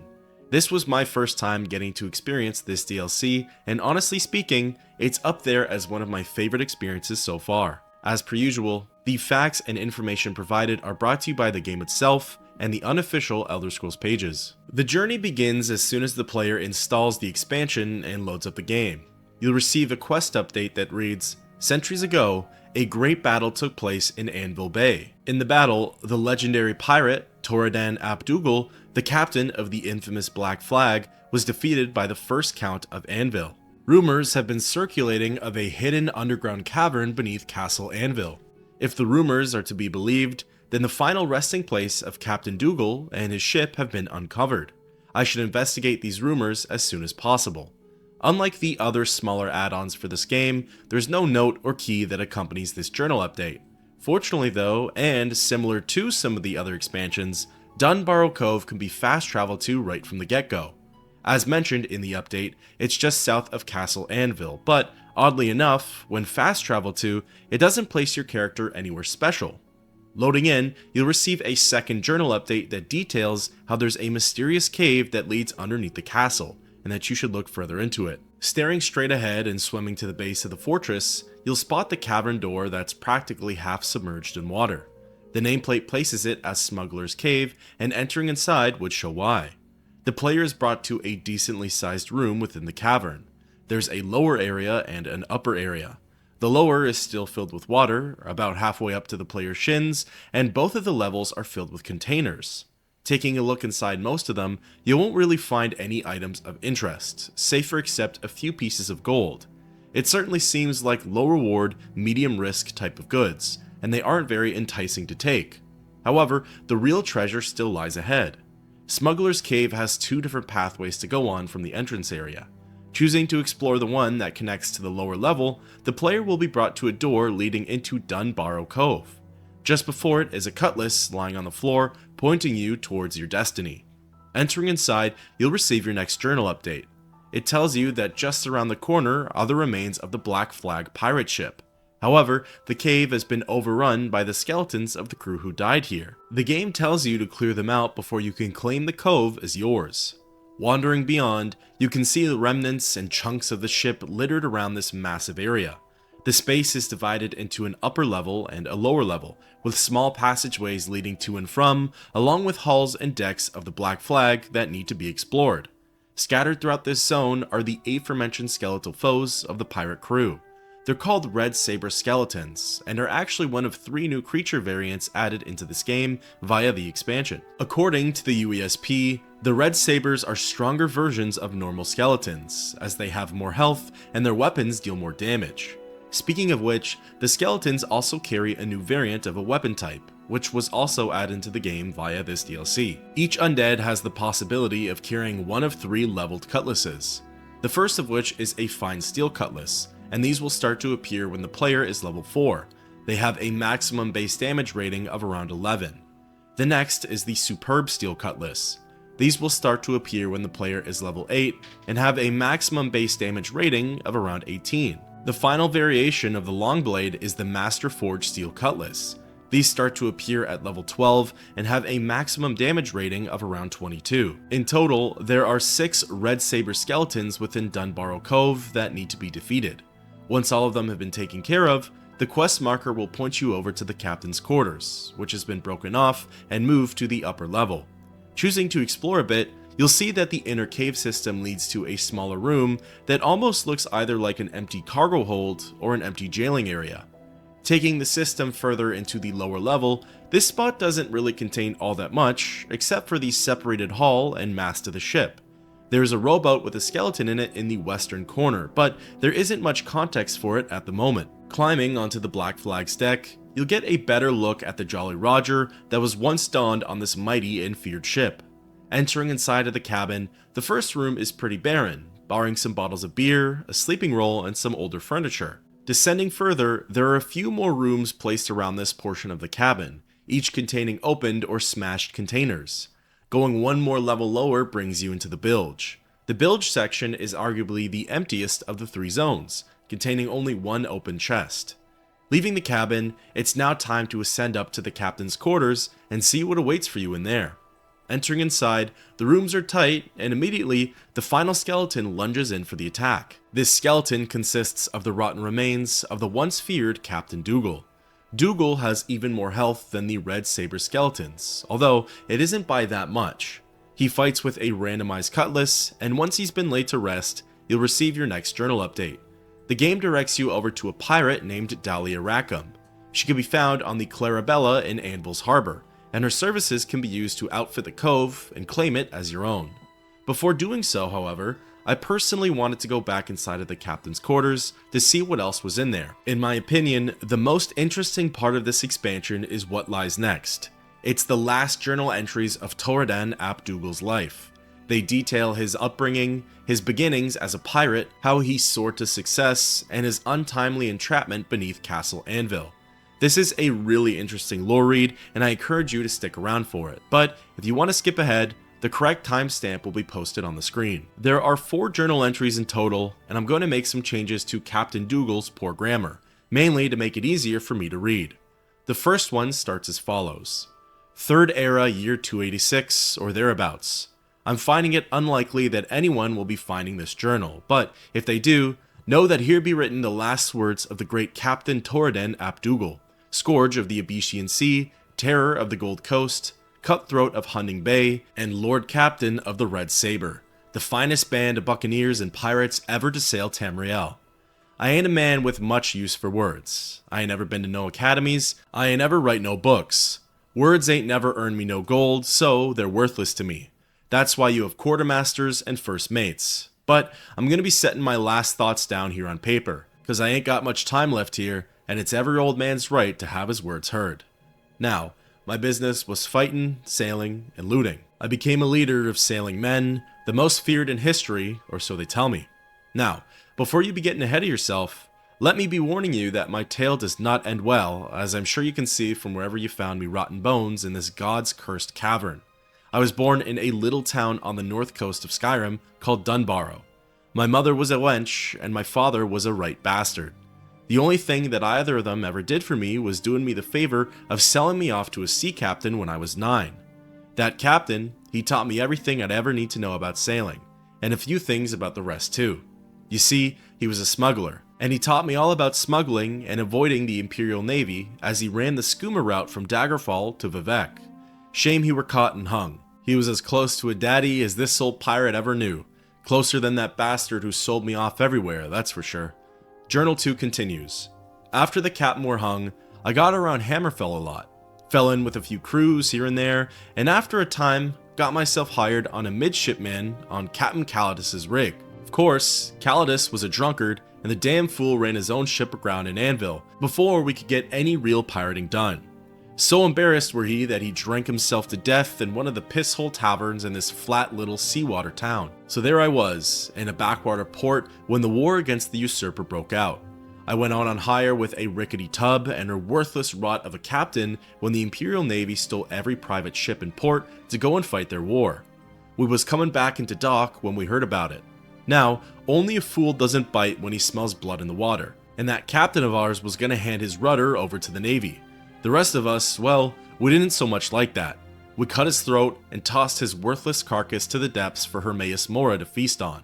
The rest of us put keel to this mudhole and broke for the nearest cove to lay low for a while. Now, the thing that I learned about war is that it's profitable for just about everyone except for the poor bastards that actually have to go and fight it. While the Navy was busy putting down the revolution, they were too busy to worry about a bunch of pirates running up and down the Gold Coast. And even better for us, the Navy was needing a stream of supplies up in High Rock to fight and didn't have the ships to escort them. In case you don't be knowing, cargo vessels without escort is a pirate's best friend. In just a couple of years, I had every buccaneer from here to Valenwood flying under me flag. We had dozens of ships and crew, and even more men joined on every day. Soldiers and sailors, cast-offs from the war, escaped prisoners. They were the best cutthroats and sons of whores that a pirate captain could have ever wished for. It brings a tear to my eye to think of them all. But even better than the men were the ships. Captured navy cutters, refitted privateer galleons, even had a few of them Bosmer ships with the funny living sails in my fleet. The finest ship I saved for myself, the Black Flag. You'll find her rotting all around here. She doesn't look like much now, but I can tell you that in her day, there wasn't a vessel she couldn't outrun. All these men and ships, we called ourselves the Red Saber. The merchant ships called us Death on the Seas. We got to be so feared that most crews just abandoned ship when they seen our flag on the horizon. With no navy to stop us, Captain Torridin Abdougal and the Red Saber was known all over the East. Now, I ain't one to brag, but the Empire had a bounty on me of 40,000 coins. Now, that's something to be proud of. Of course, the poor bastards could never collect on it. Anvil being the wretched den that it is, and most sailors there worked for me anyhow, the Legion could never get no one to give me up. I wish those days could have lasted forever. But you know how it is, friend. Ain't nothing good can ever last. Journal 3 continues. I ain't got much time left. Sure, we had plenty of food down here. It lasted for years, but all this time in the wet and the dark, I got something nasty growing in me. What a terrible way to die. Not on the end of an enemy's cutlass, but because of some damn sickness. No seafaring man should die like this. At least I could still hear the water. But I was telling the story of how I got mine, weren't I? I cursed the day that the Cameron usurper died and the war ended, because it was the day that Commodore Fassel Umbernox turned his attention to the Red Saber. A couple of months after the war, that fat, pompous bastard decided to come down here to Anvil and take up port in my town, looking to break up the Red Saber. The Emperor gave him whatever he asked for to campaign against us, despite the coffers being empty from the war in High Rock. When Umbernox couldn't get what he needed from my men in Anvil, he set out looking all over the Abetian Sea for the Black Flag. There are hundreds of islands in the Abetian, and he landed a crew on each one. He rooted out my men when he could find them, hung those who weren't willing to go peacefully, and jailed those who laid down arms. No matter for many ships and men it cost him, he kept coming with more and more. We couldn't ever get ahead of him, and we couldn't ever mount a counterattack. It took him 4 years and a hell of a lot of ships, but that sea rat finally tracked me down. It were me own fault anyway. If I never made the mistake I made, he'd have died before he found me. But a man has to stand up for his mistakes, no matter if it cost him. Besides, ain't like I'm fooling you, since you're likely staring at my bones as you're reading this. Umbernox had his main force out of port, following the lead that I had planted. I set sail back to Anvil, hoping to catch him off guard, capture the boats he left behind, and fight him with his own ships in Anvil Bay. Ha! Can you imagine the look on his pig's face if it had worked? I thought I'd finally get the horse son to show his face in a proper fight. I should have known, but he had men waiting for me there. We fought like hell, but we were trapped in the bay. The Navy men set the town on fire to keep us from fleeing onto land. I'm sure that the fine citizens of Cyrodiil didn't weep for the torching of a town of thieves. The main force of Imperial dogs held us until Umbernox showed up in his flagship. Umbernox fought me to the last ship, and in the end, the bay was filled with sunken and burning boats. If I weren't fighting for me life, I'd have probably thought it was so beautiful. So, the Black Flag and Umbernox's rickety tub were the only ones that were still floating and fighting when dawn came. So, I did what any pirate with sense would do. I tried to run. Now, understand, I'm a right bastard in my own way. I'm a pirate, a murderer, a thief, and I certainly ain't never believed in a fair fight. But there's a line and an unspoken code between sailing men, and Umbernox went too far. He had mages on his ship. Mages ain't never been allowed on my boats. They're no good, bad luck, and I don't trust them. Turns out, I was right. I cut across the south side of the bay, along the huge cliff wall that used to be there. I had me helmsman stay as close as he could to the cursed cliff. I could hear those mages from the deck of Umbernox's ship yelling some nonsense into the wind. A few rocks fell onto my deck, a few more, and then the whole bloody cliff came crashing down on top of me. Now, don't you worry, I didn't die just then. The cliff collapsed around the ship, making this damn cavern. Better than it just fell on us, but no, it sealed the Black Flag, her crew, and me under tons of rock. We were buggered. Journal 4 ends the tale with, I seen my own blood more times than I could ever count. But Seeing the ragged mess that just come up out of me lungs just now is the only time I've ever been afraid of it. I guess I should get into the last bit of my story. Me and me crew were trapped down here, never to see the light again, or some rot. We tried digging out, we tried blasting out, we tried calling to the Nines and the Daedric Princes for help. Nothing worked. Some of the men went crazy when we figured out that there was no getting out, but most of us just accepted what fate had dealt us. We made the Hulk of the Black Flag into the best home that we could and tried making a life of it down here. We had plenty of stores with us, and since most of the crew was killed in the fight, it was more than enough to go around. I will tell you though, that you ain't known suffering until you ate nothing but hard rations for 20 some years. All the pain I ever caused anyone has been paid back to me tenfold in having to eat the same filth every day for the whole time I had been down here. Then, Grim died off. Grim was the first, and one by one, the boys had been dropping off. They all got the same sickness I ended up with. We buried them when we could, threw them in the water when we didn't have the strength to bury them, and finally, we just made them walk to the far side of the cavern a couple of days before the sickness ran its course. I'm the last, and I suppose that makes sense. The great Captain Dougal defeated by Fassel Umbernox and buried alive forever. I wonder what became of Anvil. Probably let it burn and swept the ashes into the sea. Umbernox probably went back to the Imperial City to pat himself on the back and be rewarded with lands and titles. Like I said way back in the beginning, I don't expect nobody to ever read this, but if by chance someone does find my carcass down here in this pit, do an old seaman a favor.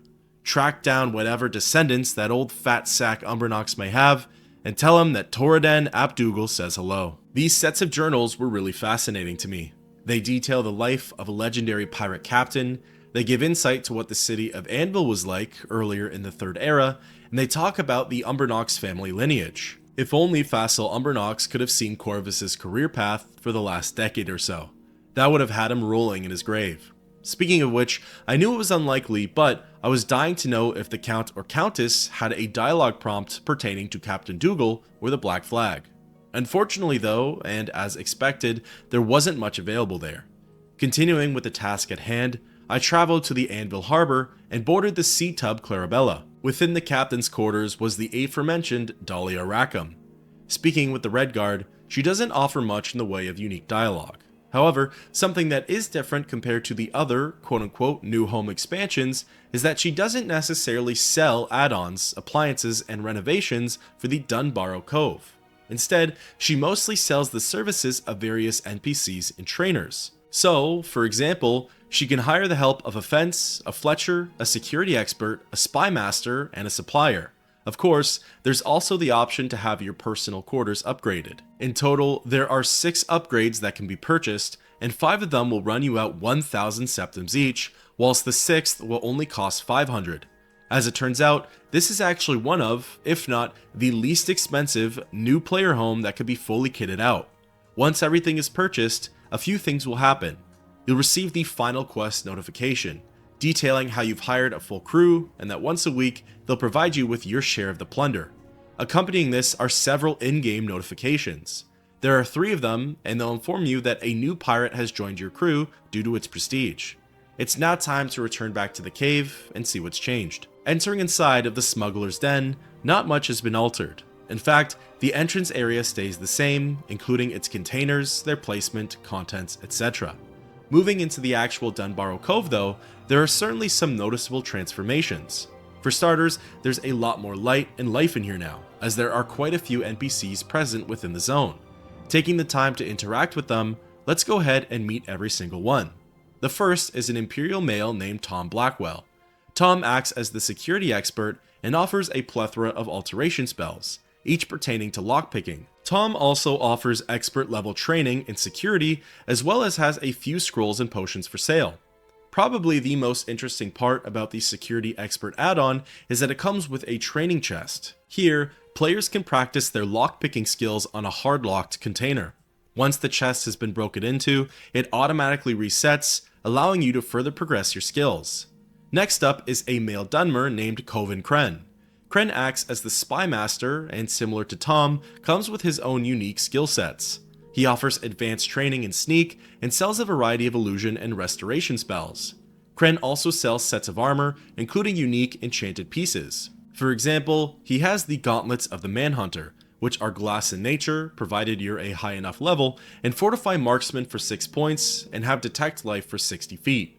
Next is the Reflecting Helmet, which is also glass in nature and provides a 15% resistance to magic. Then there are the Silence Boots, which are elven and fortify the wearer's sneak and security skills by 6 points. Then there's the female wood elf, Mehrunes.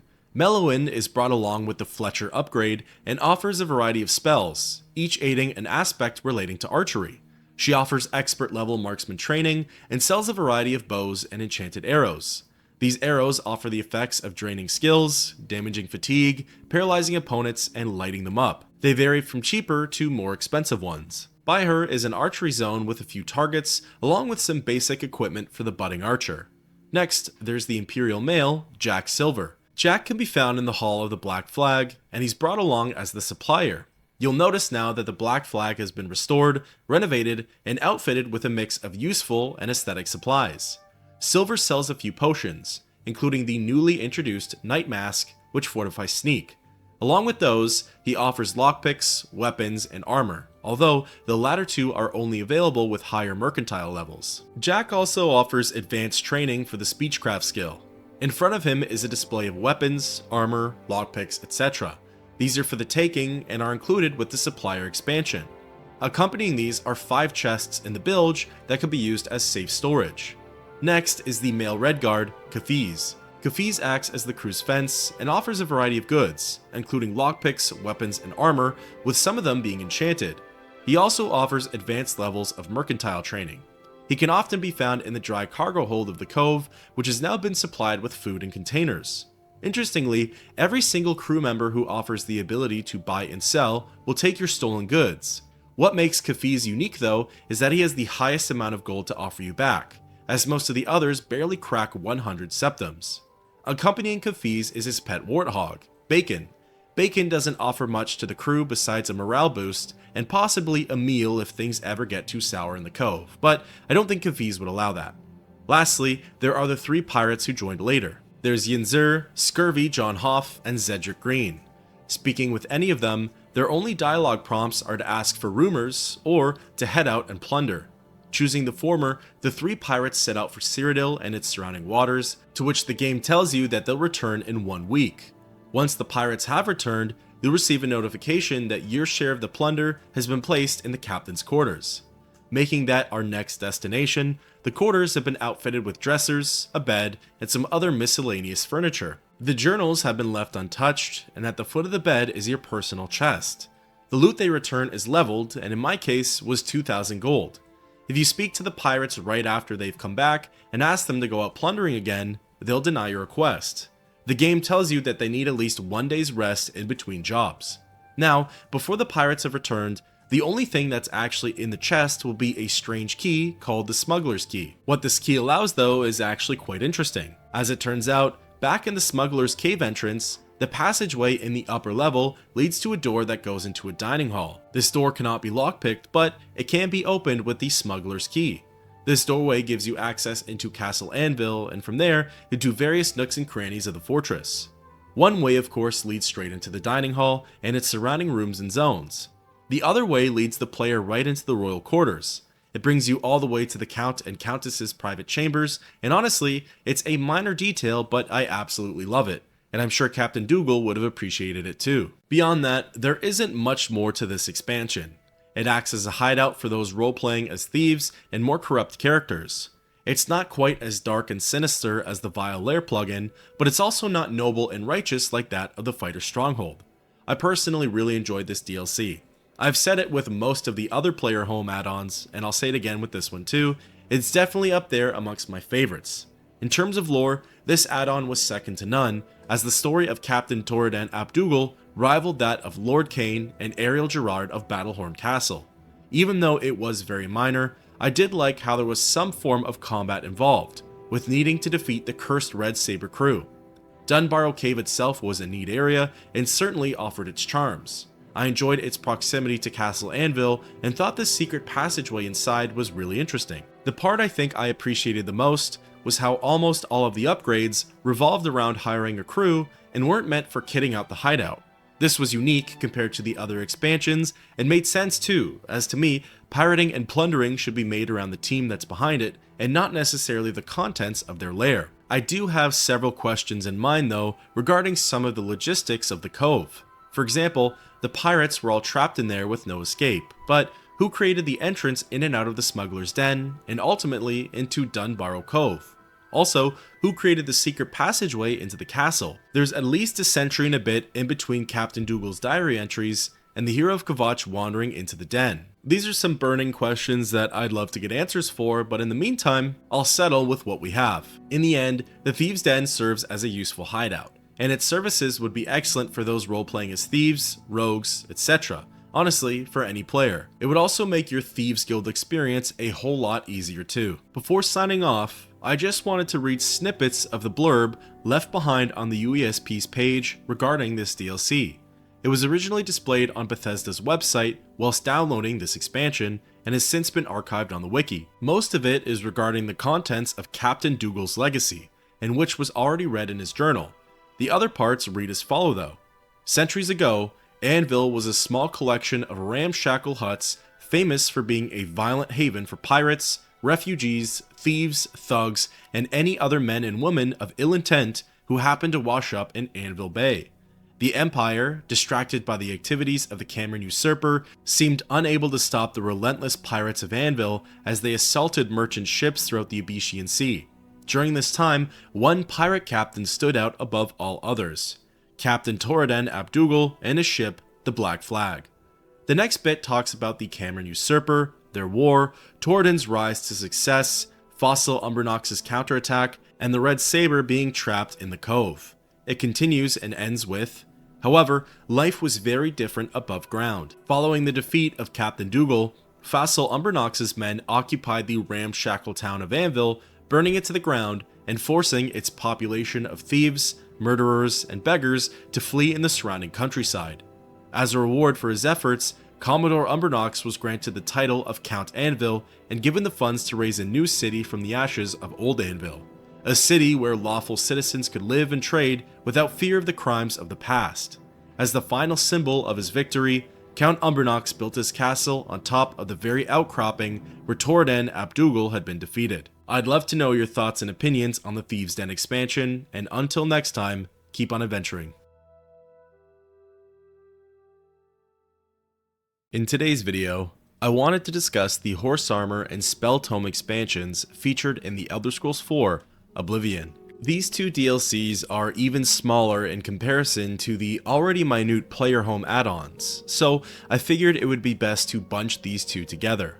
While being lesser than the other expansions, their stamp on gaming history is arguably bigger than those left behind by, say, the Shivering Isles or the Knights of the Nine, but not necessarily in a positive way. The Horse Armor DLC was released on April 3rd, 2006, so just a few weeks after the initial game came out. It was the first of the expansions to be released for Oblivion. As for the Spell Tomes, those were released a little later, September 1st, 2006, and they were the 7th DLC to be added into the game. As per usual, the facts and information provided are brought to you by the game itself and the unofficial Elder Scrolls pages. Beginning with the Horse Armor DLC, this add-on is exactly as it sounds. It added the feature of kitting out your horse with some of Cyrodiil's best armors. After installing the DLC and loading up your game, the player will receive a quest update. The update details how the stable hand at the capital, Snat Grabura, would like a word with the player and is offering a unique new service. The notification comes with a note, and it reads, "Dear Reader, in celebration of the launch of our new barding services, we are offering a free set of horse armor to the bearer of this letter. To retrieve your reward, bring your favorite horse, along with this notice, to the Chestnut Handy stables outside of the Imperial City. Help us spread the word about our new horse armor services. Chestnut Handy, because you can't afford not to protect your horse. Signed, Snat Grabura, owner, Chestnut Handy Stables." Sounding pretty on the nose and to the point, you can make your way over to the stables and speak with the orc. What's new with you? Snot Grabura, owner and proprietor. We board horses and, well, we don't actually sell horses. Anymore, that is. What can I interest you in? Here you are, just like I promised. Thanks again for all the help. The only two choices that you're given for armor type are Steel or Elven. Once the preferred armor type has been picked, that officially completes the quest that's attached to this DLC. The armor is visually appealing and gives your horse a bonus to their health. The horse's health is doubled and can reach a maximum amount of 750. The armor types in of themselves don't affect anything other than the aesthetics of your steed, as both produce the exact same effect. Now, if the player doesn't own a horse, something peculiar happens with Grabura. She'll give the player a free one called Old Nag, and outfit it free of charge. This can be seen as a way of introducing the player to this expansion and allowing you to get your horse protected early on in the game. Granted, Old Nag's stats are pretty bad, and she won't be getting you anywhere quickly, but at least it didn't cost you any in-game currency. After the free set of armor, the player will need to pay 500 gold for any swaps or brand new sets. At any time, you can pay for the opposite type and change the aesthetic of your steed. Interestingly, purchasing the set for your mare actually replaces the creature with a brand new one, giving it a whole new console ID. Multiple horses can be armored at once, as all that's required is the multiple ownerships and making sure that the one you want kitted was your last road horse. In total, there are 8 new variants of the creature added to the game, and each one pertains to the different horses that can be owned in Cyrodiil. Included amongst them is Shadowmere, the entity gifted to the player via Lucien Lachance during the Dark Brotherhood questline. There are a few things of note with her armored variant, according to the UESP.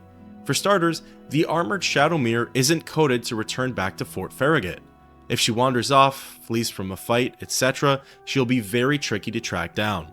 Another really important note is that if the player used her storage exploit, i.e. knocking her unconscious and storing goods in her inventory, the replaced armored horse will not have those items on her, as it's a different NPC altogether, so be warned that you might lose your inventory.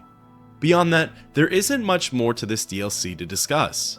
Some minor things include a strange item called Horse Armor Plans, which were placed in a new chest in the lower galleries of the Cursed Mines.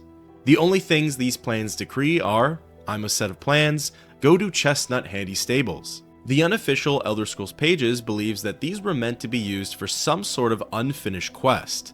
The player would stumble on these schematics, likely bring them to one of the stables, and then the horse armor would be crafted from there. However, since the idea was scrapped, these plans were forgotten about, and all that remains is this odd note. The other minor fact about this detail is that Pete Hines, the vice president of Bethesda Studios at the time, more than alluded to the fact that horse armor was meant to be included in the base game, likely due to the same reasons that we don't have arenas in every city, a questline to become the new Duke of Colovia, the city of Such, or a questline for the Black Horse Courier. There wasn't enough time or space to get it out there.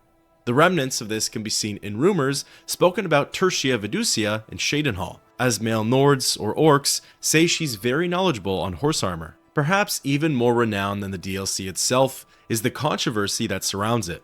For those who didn't know, as I personally only found this out around 2 years ago, the horse armor expansion for the Elder Scrolls IV Oblivion is widely regarded as the first microtransaction from a major publishing company. It was listed at $2.50 on the Xbox Live Marketplace, which would have roughly been around 200 Microsoft points. Fans were in outrage over this at the time of its release, as they felt that paying for something that only offered mostly cosmetic changes and not many alterations to the gameplay was simply unfair. This has certainly made its mark on gaming history, and to this day is still a common joke amongst fans and even Bethesda themselves. Interestingly though, multiple sources put the horse armor as the second least popular of all of Oblivion's DLCs, so it at least has that going for it. It's not the worst.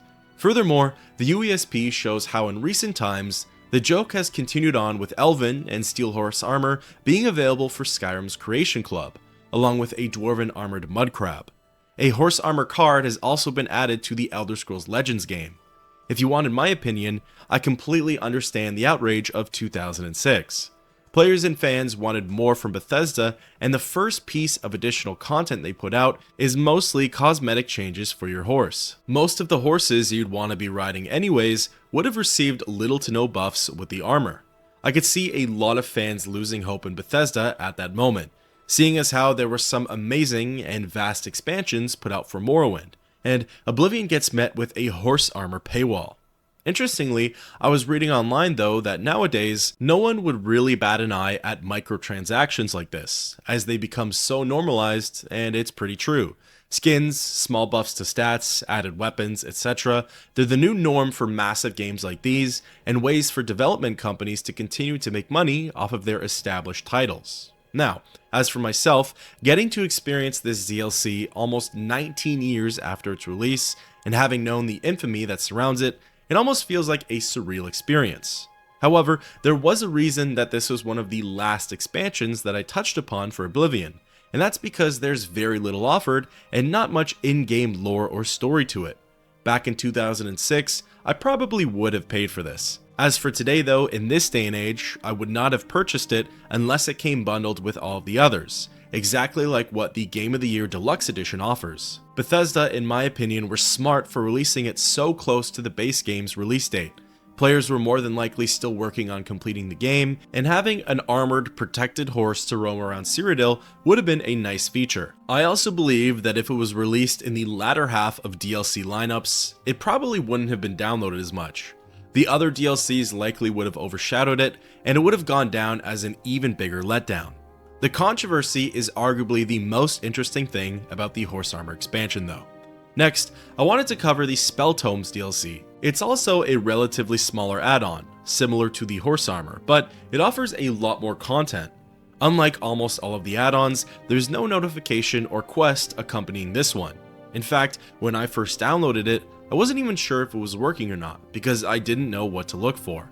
Well, as it turns out, there is sort of an introduction to the Spell Tomes. When the game is loaded and the player waits or fast travels for the first time, more than likely, a lone conjurer will spawn in and begin attacking you. This conjurer isn't anything special or difficult, but once defeated, they'll have a tome in their inventory. Interestingly, this conjurer is pulled all the way from Fort Cedrian and tracks you down right from the get-go. The tome acts as a readable book, and upon selecting it, the game will ask you if you'd like to learn the spell. Accepting it, the spell will now be in your menu and ready for use. The tome's contents will explain the school of magic that it belongs to, its skill level, range, and effects. The skill level changes depending on the player's overall level, with novice and apprentice level tomes spawning in at level 1, journeyman tomes at level 6, expert tomes at level 11, and master tomes at level 16. From there, tomes essentially act as random drops for the player to find.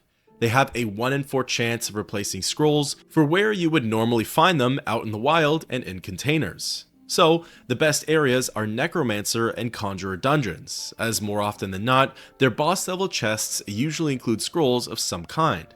In fact, Necromancers themselves usually carry scrolls in their inventories, so there's a chance that tomes can be found on them. But the odds are drastically decreased from 1 in 4 to 1 in 10. The UESP details a couple of decent places to try and secure tomes. For example, the reward from Kudai for the quest Through a Nightmare Darkly has 6 scrolls. There's a good chance that some of these scrolls could turn into tomes.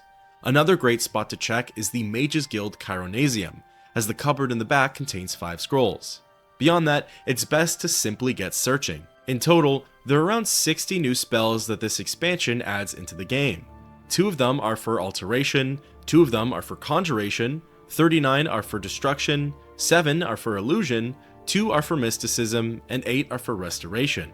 Important to note too is that the spells featured in the vanilla-based game now also come in forms of tomes, so that drastically decreases the player's odds of receiving any specific one. The UESP highlights specific spells as being previously unavailable for certain scenarios. Those spells are now learnable and usable for creating your own rendition of them, and they include the power to summon a bear, resist frost, stunted magicka, resist poison, resist paralysis, resist disease, and fortify skill. As the UESP also points out, a lot of these spell tomes and new spells actually include references to this game and other installments within the franchise. These include Orum's Aquatic Escape, which is apparently named after Dolphish and Magub Gro Orum in Shadenhall. Pride of Herstang and Karstag's Breath are named after the frost giant Karstag and the Herstang Forest in the Blood Moon DLC for Morrowind, Aude Zora, Bernie Zora, and Quora Zora are named after the 3 vampire clans on Vardenfell, the Aude, Berne, and Quora. Fenric's Welcome is a reference to Fenric's Doorjam in Morrowind.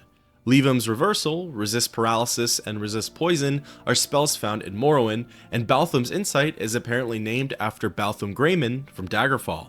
Honestly, I find the spell tomes to be a pretty useful addition to the game. They offer a variety of new ways to learn spells that previously may have been too expensive to purchase, or perhaps the vendor's services may have not been available to the player just yet. I do understand that it could defeat the purpose of working towards a goal, with skill, gold, and story progression being waylaid and a shortcut created, but given that the tomes are randomized and varied by skill, I think the expansion leaves the player better off. Although, if your character isn't very proficient in magicka, or doesn't really use spells much, kinda like mine, the spell tomes are certainly not much to write home about. The tomes can be sold for a leveled amount of gold, so I suppose that's pretty nice. Overall, the 2 DLCs spoken of for this video aren't really that impressive or popular amongst its fans. I definitely think the spell tomes is more useful, and some of the spells in there are really unique and game-changing. At the end of the day, they're very minor additions to the game. One thing that I will give them credit for though, is that they don't deal with any other additional player homes that were brought in via expansions. They're at least something different and offer a new, albeit smaller, way to enjoy the game. I'd love to know your thoughts on these DLCs, and until next time, keep on adventuring. There's a total of 17 Daedric princes within the Elder Scrolls universe who have a vested interest in Nirn. Among them, we see 15 who have Daedric shrine quests to offer to the player. These often result in unique and powerful rewards being given out to you. One of the 2 missing though is Mehrunes Dagon himself, the big baddie for this game. He's centered around the main questline, and therefore, Bethesda's decision in excluding him from the shrine quests makes sense. Technically, we never did get to interact with him too much beyond the main story, but one of the plugins does give fans a way to reap the rewards of this godly entity. In today's video, I'm going to be going through and discussing the Mehrunes Razor expansion featured in the Elder Scrolls IV: Oblivion. Mehrunes Razor was the 5th DLC to be released for this installment and came out on June 16th of 2006. As we'll come to see, it isn't quite like the rest of the minor add-ons for this game. Instead of a player home, ancient astronomy tower, random loot drops, or armor for your noble steed, this one is purely a dungeon crawl. Potentially a sight for sore eyes to some, as most of the other expansions have felt pretty identical to one another in terms of what they offer. This DLC is centered around its main quest, called Unearthing Mehrunes Razor, and I'm about to get into everything that it entails, including a new enemy faction, Dagon's champion, uncovered Ayleid ruins, and of course, the powerful artifact itself. As per usual, the facts and information provided are brought to you by the game itself and the unofficial Elder Scrolls pages. This add-on begins with the player installing it and booting up the game. Practically immediately, you'll receive a quest notification giving you details on some of the latest rumors. They say, "I've heard talk of a lost Ayleid city called Varsabalum, where Mehrunes Razor is hidden. If I search the ruins of Sundercliff Watch in the eastern Niben, I may be able to find the lost city and recover this powerful Daedric artifact." Unlike most of the other DLCs, there are no notes or letters to help kick off the adventure. However, plenty of lore and scripture awaits within the dungeons. Getting straight to it and popping open the map, Sundercliff Watch is located in the eastern part of Cyrodiil, right beside Lake Candlemas. Before embarking on this journey, it's a really good idea to have all of your equipment repaired, charged, and consumables refilled. From the Imperial City, I fast traveled over to Periite's Shrine, one of my closer known locations to the tower, and galloped on over. Arriving outside, Sundercliff looks like any other abandoned fort within the game. It's a destroyed tower, overgrown with foliage. Looking around the exterior, there isn't too much to note beyond the door that leads inside. Entering into the watch, the story begins, and the horrors within await. I received a quest update that my search for Mehrunes Razor has officially begun. The entrance area was quite intriguing. Before I could really get a good look around though, I spotted someone else in here with me. They were patrolling up and down the attached cave system, and as soon as they noticed me, they were immediately hostile. Their nameplate placed them as a Drothmeri soldier. He had a torso piece on that is soon to be revealed as a Drothmeri tunic, yet sported some higher level armor like ebony gauntlets, greaves, and boots. He wasn't too tricky of a fight, and I did end up nerfing myself a bit by using Goldbrand's fire enchantment. I had a few questions upon his defeat, but decided to continue to look around for a bit, as I knew they wouldn't get answered just yet. This area of the fort certainly seems like it's long since been swallowed by the earth. Statues are toppled, walls are half submerged in the ground, and there are some fairly odd tools and workers' apparatus laying around. Continuing along through the aforementioned cave system, I eventually came upon a door that had an abandoned knapsack beside it. Peering into the bag, there was a small diary within. Taking it prompts a quest update, and the book itself reads, "Dear Diary, today I go to see my cousin. Mother said it was a blessed day, which I think means she's going to miss me. I'll miss her too, but I'm real excited to see Cousin Drothan again. I promise to write again real soon. Dear Diary, I met a rider on the road today. He called himself a courier. He gave me a letter from Cousin Drothan. It says I'll have a special job when I get to Cyrodiil. I will be a steward. Cousin says stewards keep track of who comes and goes, but somebody will do most of that for me, and I just need to only let people in who know the secret word. That's a very big responsibility. It says I have to tear up his note. Cousin is very smart. I better write down the password so I don't forget it. It's Keimer. Dear Diary, today I saw a wood elf. Dear Diary, another courier found me today with another letter from Cousin. This letter said that he may not be around when I get there. Cousin said his journal will tell me everything I need to know about finding him if he's not around, and I should find it in his cabin. Uh-oh, I'm no good at reading, only writing. Dear Diary, I'm finally here. Before I use the special word to get in, I have something I need to tell you. Diary, it's not personal, but diaries are kid stuff, and I have to be grown up here. So I'm leaving you behind right here. But thank you, Diary, especially for keeping the special word safe. Good luck. Approaching the door and interacting with it, I received a notification that a voice beyond calls out the phrase, "Who gathers storm clouds over Nirn?" And knowing the password, my character responds by saying Keimer. The doors open, and standing behind them is the Drothmeri steward.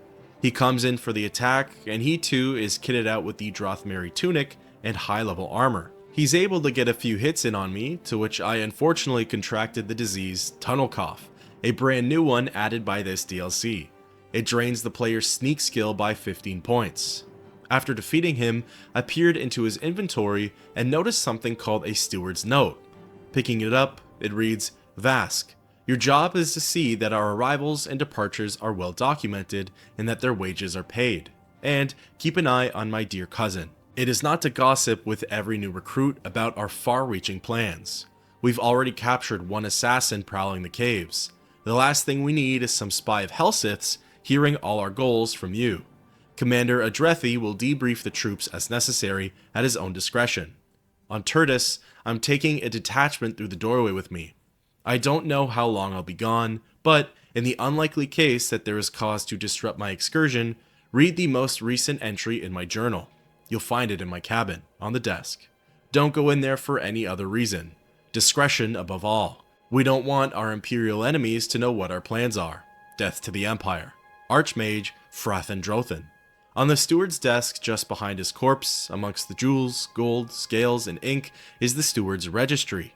Taking a look at it, it doesn't really provide any direct lore or valuable insight, but it does detail the payments, comings and goings, and recruitments of the Drothmeri army. They have soldiers, couriers, and mages placed at different sites and outposts within the dungeon, certainly showing that this little spelunking trip has a lot more going on here than meets the eye.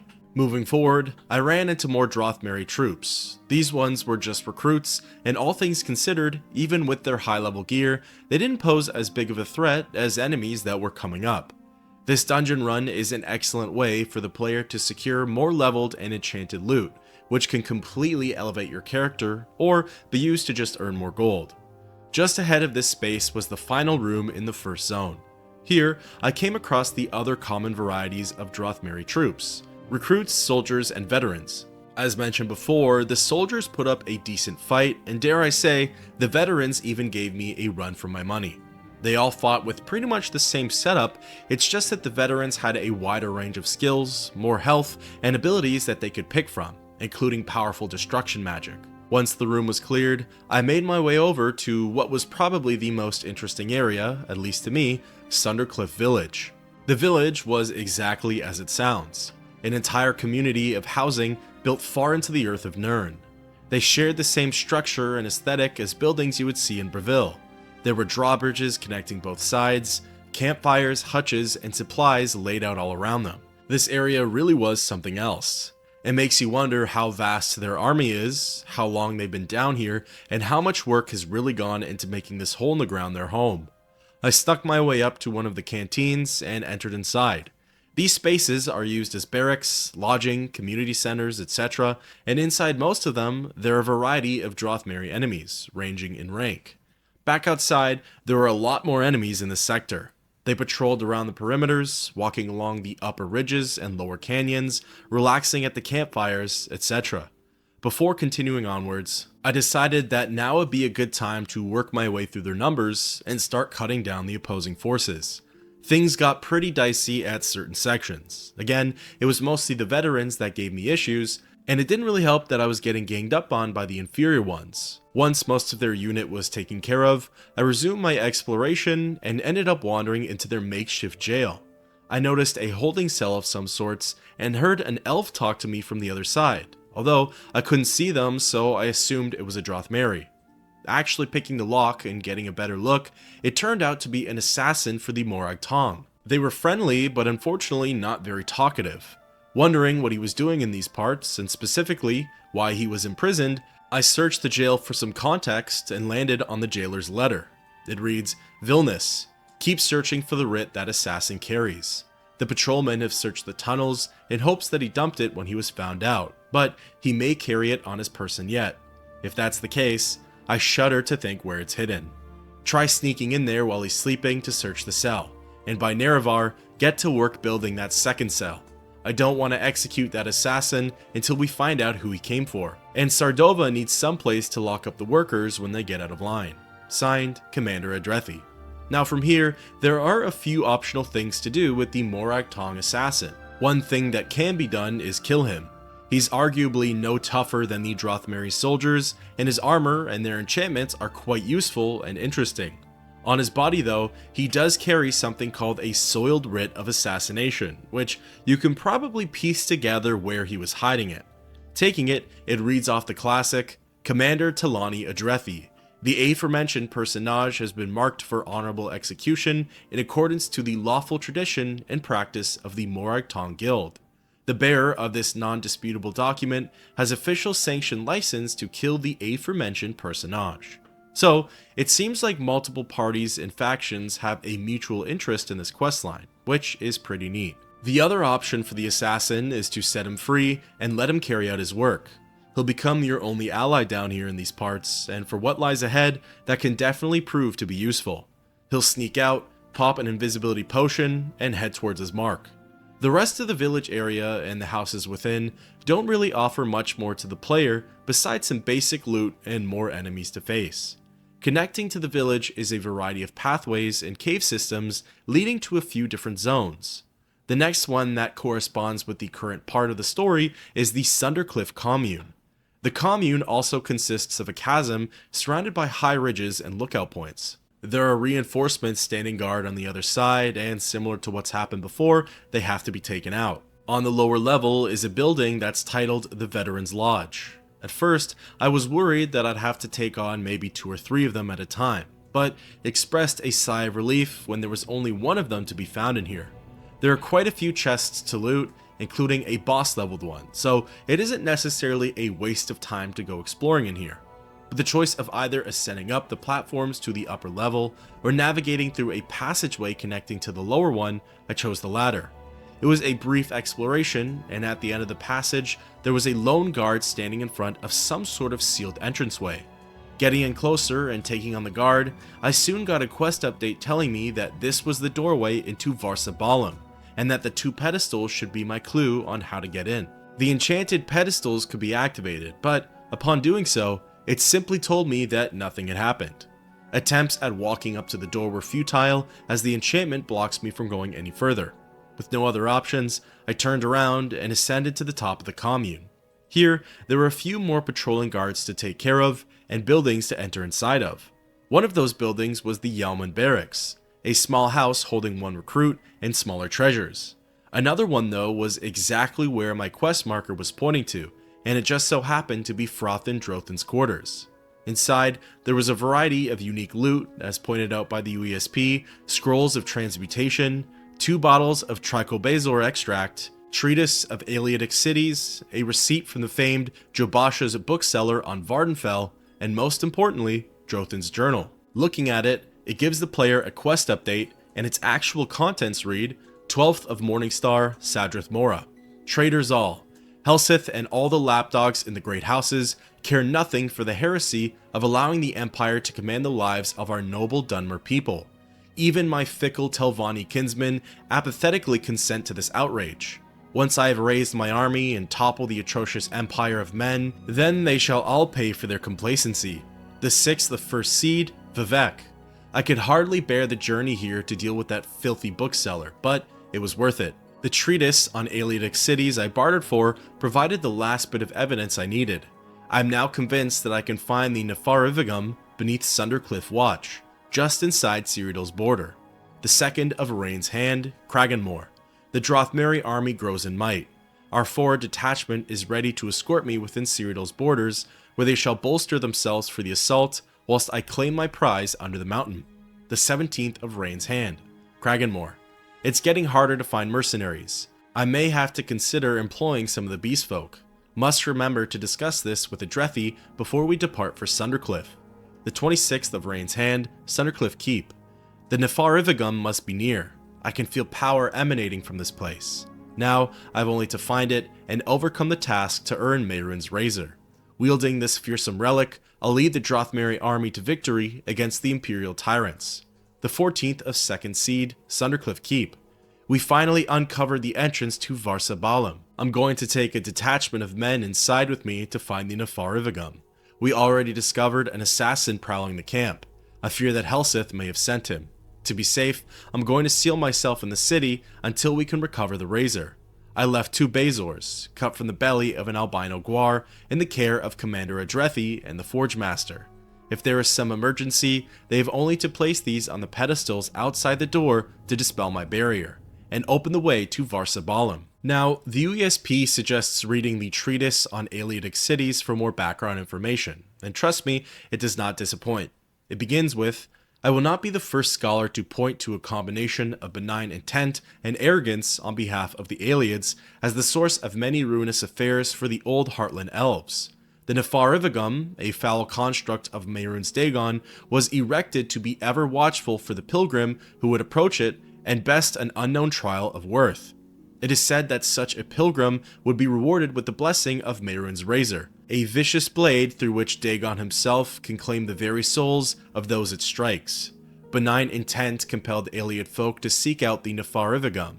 Arrogance let them believe themselves capable of disbarring any who would seek the razor. So was built Varsabalam, a great ringed labyrinthine city during the height of Alead rule. Sure as death, pilgrims came to Varsabalam, and for years, the elves drove back many, until it came to pass that a vampire slipped into the city unnoticed. Merfolk were touched with the foul affliction, throwing the city into a gathering storm of madness and ruin, and soon, it seemed none was left to prevent the razor from being recovered. Then suddenly, Varsabalam was gone. Historic accounts dispute whether it happened through some final safety, a natural cataclysm, or by the touch of the divines themselves. Whatever the cause, history agrees on the result. The mountains of the eastern Niben swallowed Varsabalam and the Nefarivigum with it, where has remained hidden since the early days of the First Era. If the tale is true, somewhere on the eastern fringes of the Niben Valley, where man's rule has scarcely reached through the years, the Nefarivigum still lies in wait, among a city of unliving abominations, entombed within the cold bowels of the mountain. It was at this point, and after reading all of that the story really began to unravel for me. Exiting Drothin's quarters, the quest markers now split off into 2 different directions, each pertaining to one of the bearers that I would need to kill. The closer of the two happened to lead me right into the house next to Drothan's, the commander's quarters. Now, remember the Morag Tong assassin from a little bit ago? If he was left alive, he would have actually had already made his way inside of the quarters and began his execution on the commander. Together, with his help, the fight went smoothly and really well. We went swing for swing on him, our blades danced across his armor and pierced his skin. Soon, the commander was slain, and the Morag Tong assassin went on his way, and I never saw him again. As expected, the commander had some pretty decent loot on his body, various enchanted armor pieces and jewelry that could easily enhance her gameplay. On the upper floor, in his sleeping area, the first of the enchanted Bazors was found, and all I needed now was to collect the other one. As mentioned in Drothan's letters, the Forge Master possessed the second one, and getting to the Forge Master would prove to be a little more difficult than getting to the commander. Returning back to the village area, there was a doorway on the other side that led into the Forge Zone. The catch with this part of the Forge, though, was that it consisted of a series of tunnels and pathways, holding numerous Drothmeri troops, and even the newly introduced laborer.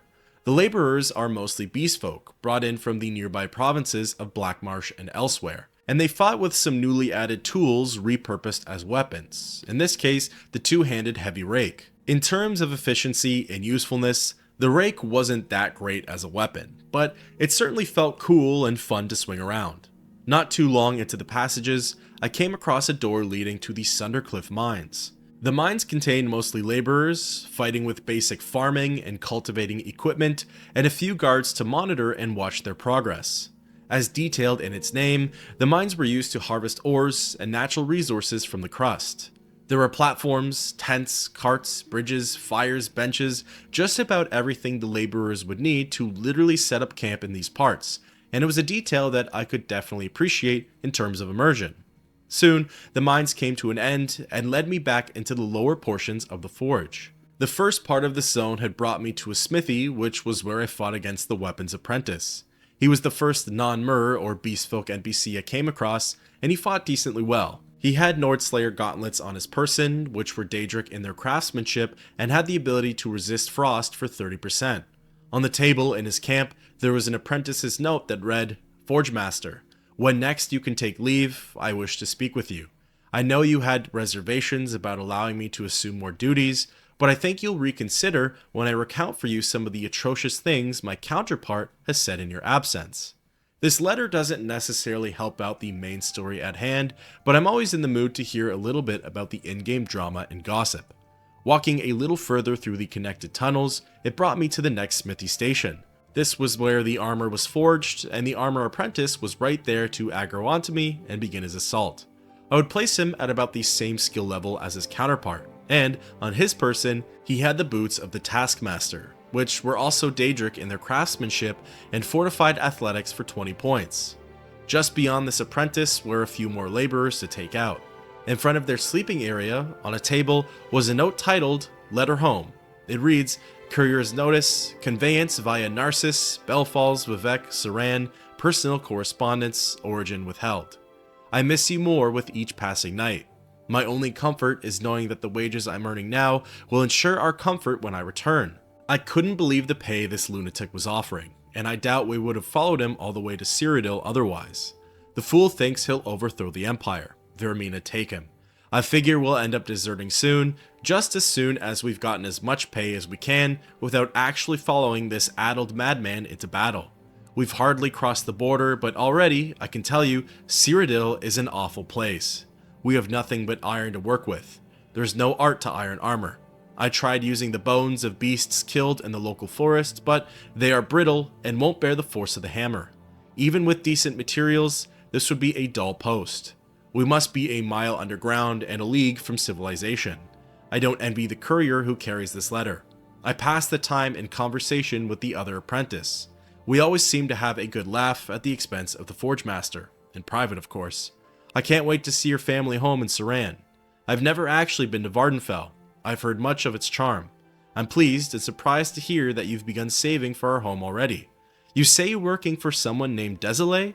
The pay must be very good, but when I return, you won't need to keep it up. You never mentioned, by the way, what sort of work you're doing. I'm still not sure how this crazy wizard is paying wages for us and his army of mercenaries and laborers. We don't use half the ore mined here for smithing, so I figured he must sell the surplus iron, but I see no evidence of it. Nor do I think it would produce such a fortune. I think he's Telvanni. Perhaps folk in the area near you have heard if he's from wealthy stock. I fear I must conclude, my love. The Forge Master is demanding another parcel of iron-shod boots. How many more pairs could we possibly need? This letter makes me laugh, as if you know what Desilee's House of Earthly Delights is, you'll know what the apprentice's lover does for work. It was neat to see how the weaponsmith was planning to go behind the armorsmith and use what he thought was their friendly banter against the other for personal gain. This note also shed some light on how the army and workers of Drothan truly feel about their work and time spent down here. They're losing faith in their leader and likely can't take much more of these conditions. Beyond this smithy is a small room that contains the Forge Master. He fought well, but didn't seem much tankier or tougher than his apprentices.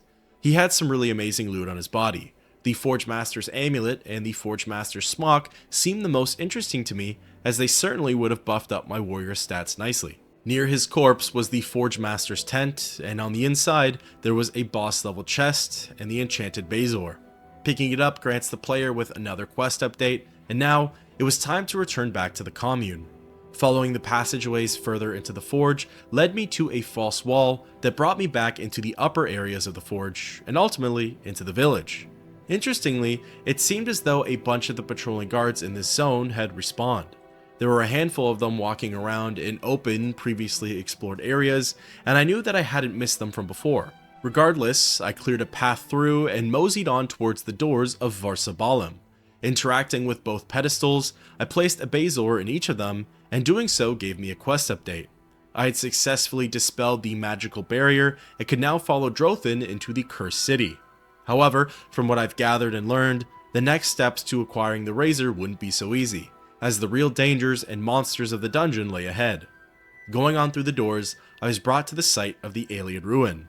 Descending down some steps, the scene quickly turned sour as there was a plethora of human remains and bones piled up, along with what seemed like fresh splatters of blood streamed across the floor. Getting a sickening feeling of what's to come, I continued onwards and found myself crossing an enclosed bridge. As soon as I stepped foot on it, my torch went out, and through the openings on the walls, I could see shadowy figures darting across the other side of the room, chasing after a lone survivor wielding a torch. With not much more to go off of, I walked along ahead, following more remains and bloodstains, until arriving at the next zone for Varsabalem. This area was vast and massive. It was an open cavern, and from where I came out from, I was able to overlook a battle going on beneath me.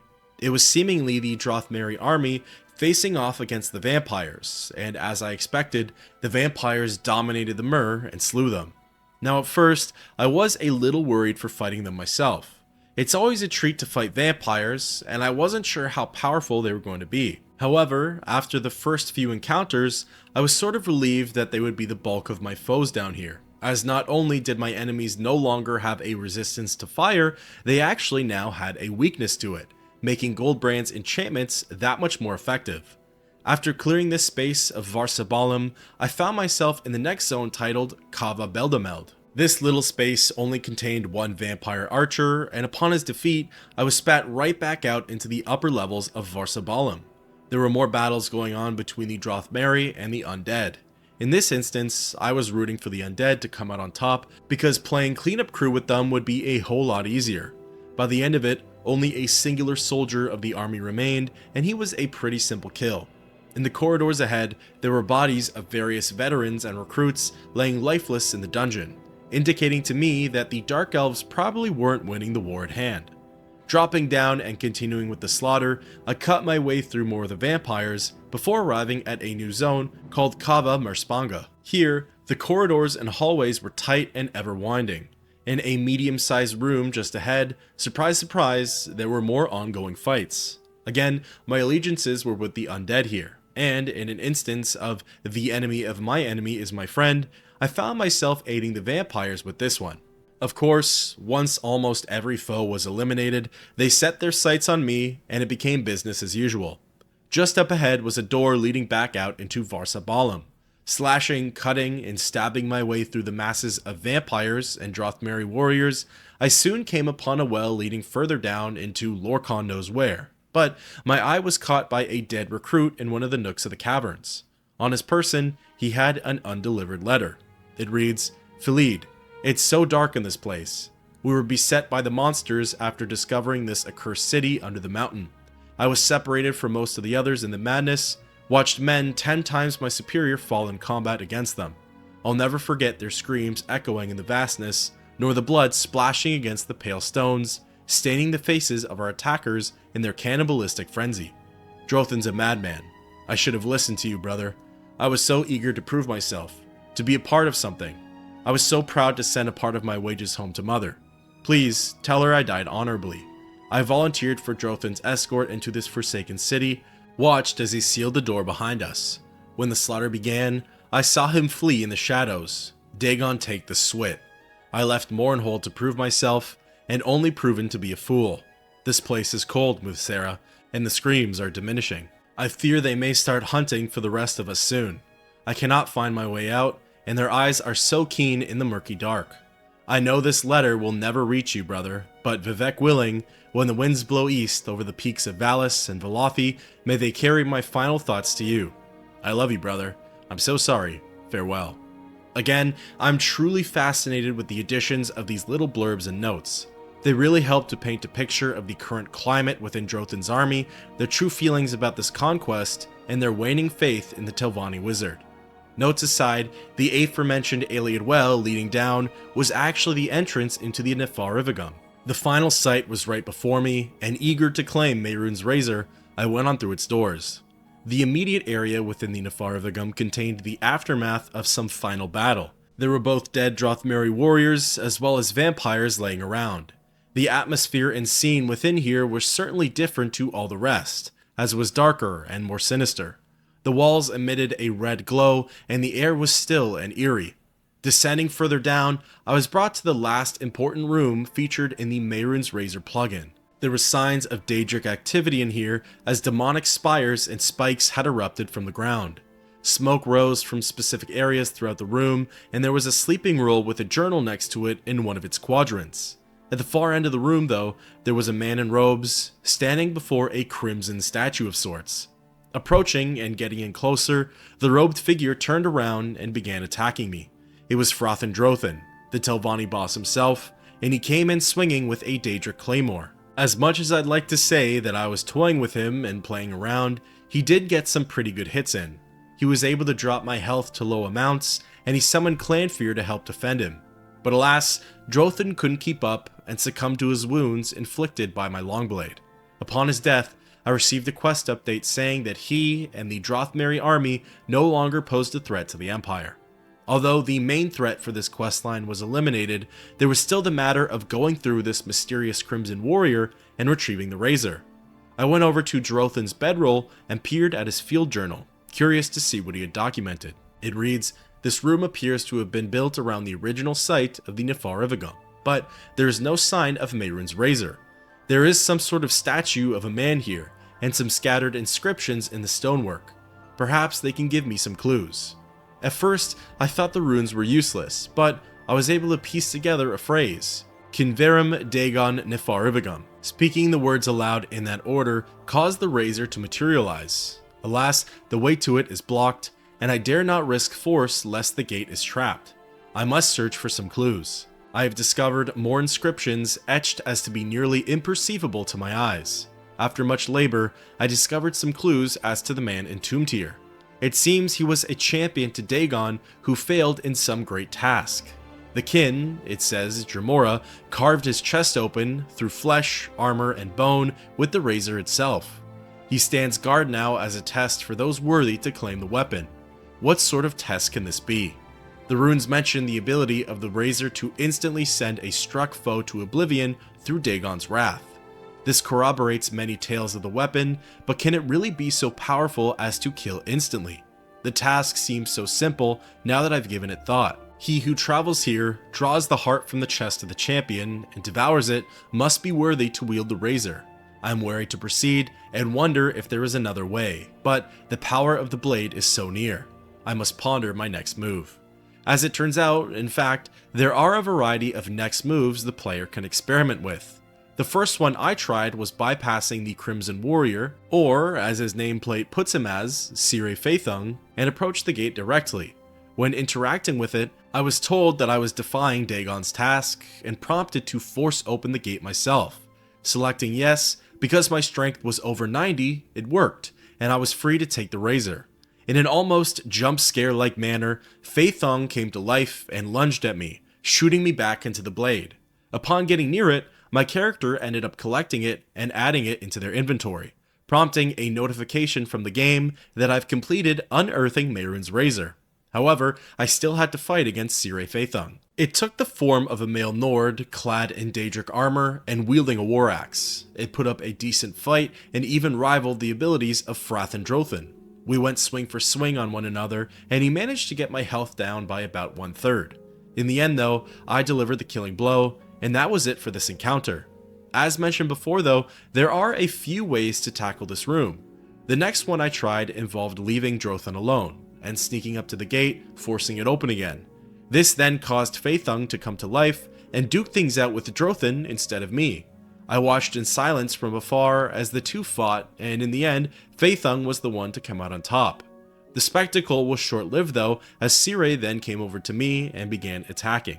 The last method I tried involved ignoring Drothan once again, and I ended up stealing the beating heart from Feithung. For fun, I decided to consume it, and the game notified me that a dark energy was coursing through my veins. Devouring the heart gives the player porphyric hemophilia and cannibal's prion, a new disease that drains agility and intelligence for 20 points. Through this method, both of the baddies began attacking me, but most interestingly, Feithung turned from the crimson statue figure into his original Nord form, and because his heart was taken, he slowly loses health until he drops dead. Whichever way you choose to approach this encounter, it all leads to the same outcome, securing Mehrunes Razor. Behind the dagger is a door that leads into an area called the Forgotten Tunnels. Within them, I meandered through a cave system, killed a few nuisance creatures, and found the exit leading into the Nibene Basin. Emerging from the bottom of Lake Candlelis, I fast traveled back to the Imperial City, and there, my adventures to unearth Mehrunes Razor came to a close. Now, let's talk about the Razor. The whole point of this questline was to retrieve Dagon's artifact, and it's finally in my hands. The Razor certainly has a unique and distinctive look to it. Its design is unlike any I've seen in the game before, and with a durability of 100, its overall damage rating was 20 for me. Perhaps more interesting than its damage rating and appearance was its enchantments. It had the ability to disintegrate armor for 15 points over a duration of 7 seconds. But it also had a strange power called Daedric Banishing. With the charge leading to 49 uses, I decided here and now in the capital was the time to put it to use. The blade was honestly awesome. At its core level, it was a powerful dagger that had extended reach. It inflicted decent amounts of damage, and of course, its attack speed was its claim to fame as a minute blade. As detailed prior, Daedric Banishing is pretty overpowered. There's a small chance that it gets activated upon each hit. It actually has to do with the player's luck rating. When it does get activated though, the victim drops dead immediately, and the game displays the message, "Through the Razor, Mehrunes Dagon claims this soul." Interestingly, per every time an NPC falls victim to the dagger's enchantment, the game keeps a tally on how many things were killed this way. Although, there isn't much use for it besides data and for the player to keep track of. As mentioned before, Daedric Banishment works off of luck percentage. The highest chances a player can get for having the enchantment activated is 11%, and that's if the player's luck is at around 200. This definitely gave me a really fun idea though, to do a playthrough using Mehrunes Razor only and with luck boosted to its maximum. Nevertheless, this is a beautiful and fun weapon type to play with, and it's one that I'm looking forward to using more of. Real quick, something I've been dying to mention is a hidden test cell room that was left in for the Varsabalam portion of the dungeon. When the player enters the first part of the Iliad City, where you see vampires hunting down the Drothmeri, by toggling collision, you can fly out to them and find a hidden zone called Unused Cell. By entering inside, you'll be placed on a floating platform, surrounded by nothingness, and accompanied by the vampire sorcerer and Drothmeri recruit that were active in the beginning. They're friendly and can be spoken to, although they don't offer much for dialogue. The best part about it, and in my opinion, the scariest part of this whole adventure, is the message displayed in the upper left corner that simply says, "You should not be here." I love how the developers acknowledged that players would get curious and go exploring out of bounds. Although, beyond this, there isn't much more to it, and it was just something neat that I wanted to showcase. To recap the events that occurred, through rumors, the player hears of Mehrunes Razor's last known location as being under Sundercliff Watch. Heading inside of there, you stumble upon a small army of Dark Elves, and a lot of them have seemingly immigrated from Morrowind recently. They're called the Drothmeri Army and are led by Frothan Drothan, a Telvanni wizard whose goal is to overthrow the current empire, as he's fairly unhappy with the current state of politics over in Morrowind. Likely using his army of Dunmer and the power of the Razor, I suspect his plan was to amass more numbers and charge the capital head on. Utilizing the dagger's Daedric banishment, he probably could have at least instilled fear in the minds of his opposition, as facing him could result in having your soul sent straight to the Deadlands for eternal torment. Down under Sundercliff, the Drothmeri created a small village of sorts. There, the laborers mined and excavated resources in order to make weapons and armor for their armies. For a small and low-key operation, and looking in from the outside, they seemed very self-sufficient and disciplined. However, as their personal writings and scriptures would indicate, many began to lose faith in their conquest and began to doubt Frothan's leadership. Anticipating trouble, as was evident with the Morag Tong assassin, Drothan locked himself and many others in the ruins of Varsabalum, handing the two keys, or enchanted Bazors, over to his most trusted seconds in command. The catch, however, is that the ruins of Varsabalum were overrun with ancient vampires, as the once great Iliad city, long since sealed off from the outside due to greed and pride, had a small invasion occur, which led to the entire remaining population turning into vampires. These undead abominations massacred and feasted on the Drothmeri army, all whilst Frothan slipped away, undetected, to the final resting spot of Mehrunes Razor. There was one last challenge before him though, devouring the beating heart of Dagon's exiled champion and becoming a being of darkness himself. Ciri Faethung, the aforementioned Crimson Warrior, was once Dagon's trusted fighter. He failed in an unknown task though, and as punishment, the Dremora carved out his heart using the razor and cursed him to stand guard to the dagger until someone could best him. Honestly, the story here is really interesting, and I'm really glad that I left this add-on until last. It was a lot of fun, it featured some new concepts that I hadn't seen before in this game, it presented new lore and facts for the fanbase to ponder on and process, and above all else, it gave the player an artifact relating to the Prince of Destruction himself. I'd love to know your thoughts on this DLC, and until next time, keep on adventuring.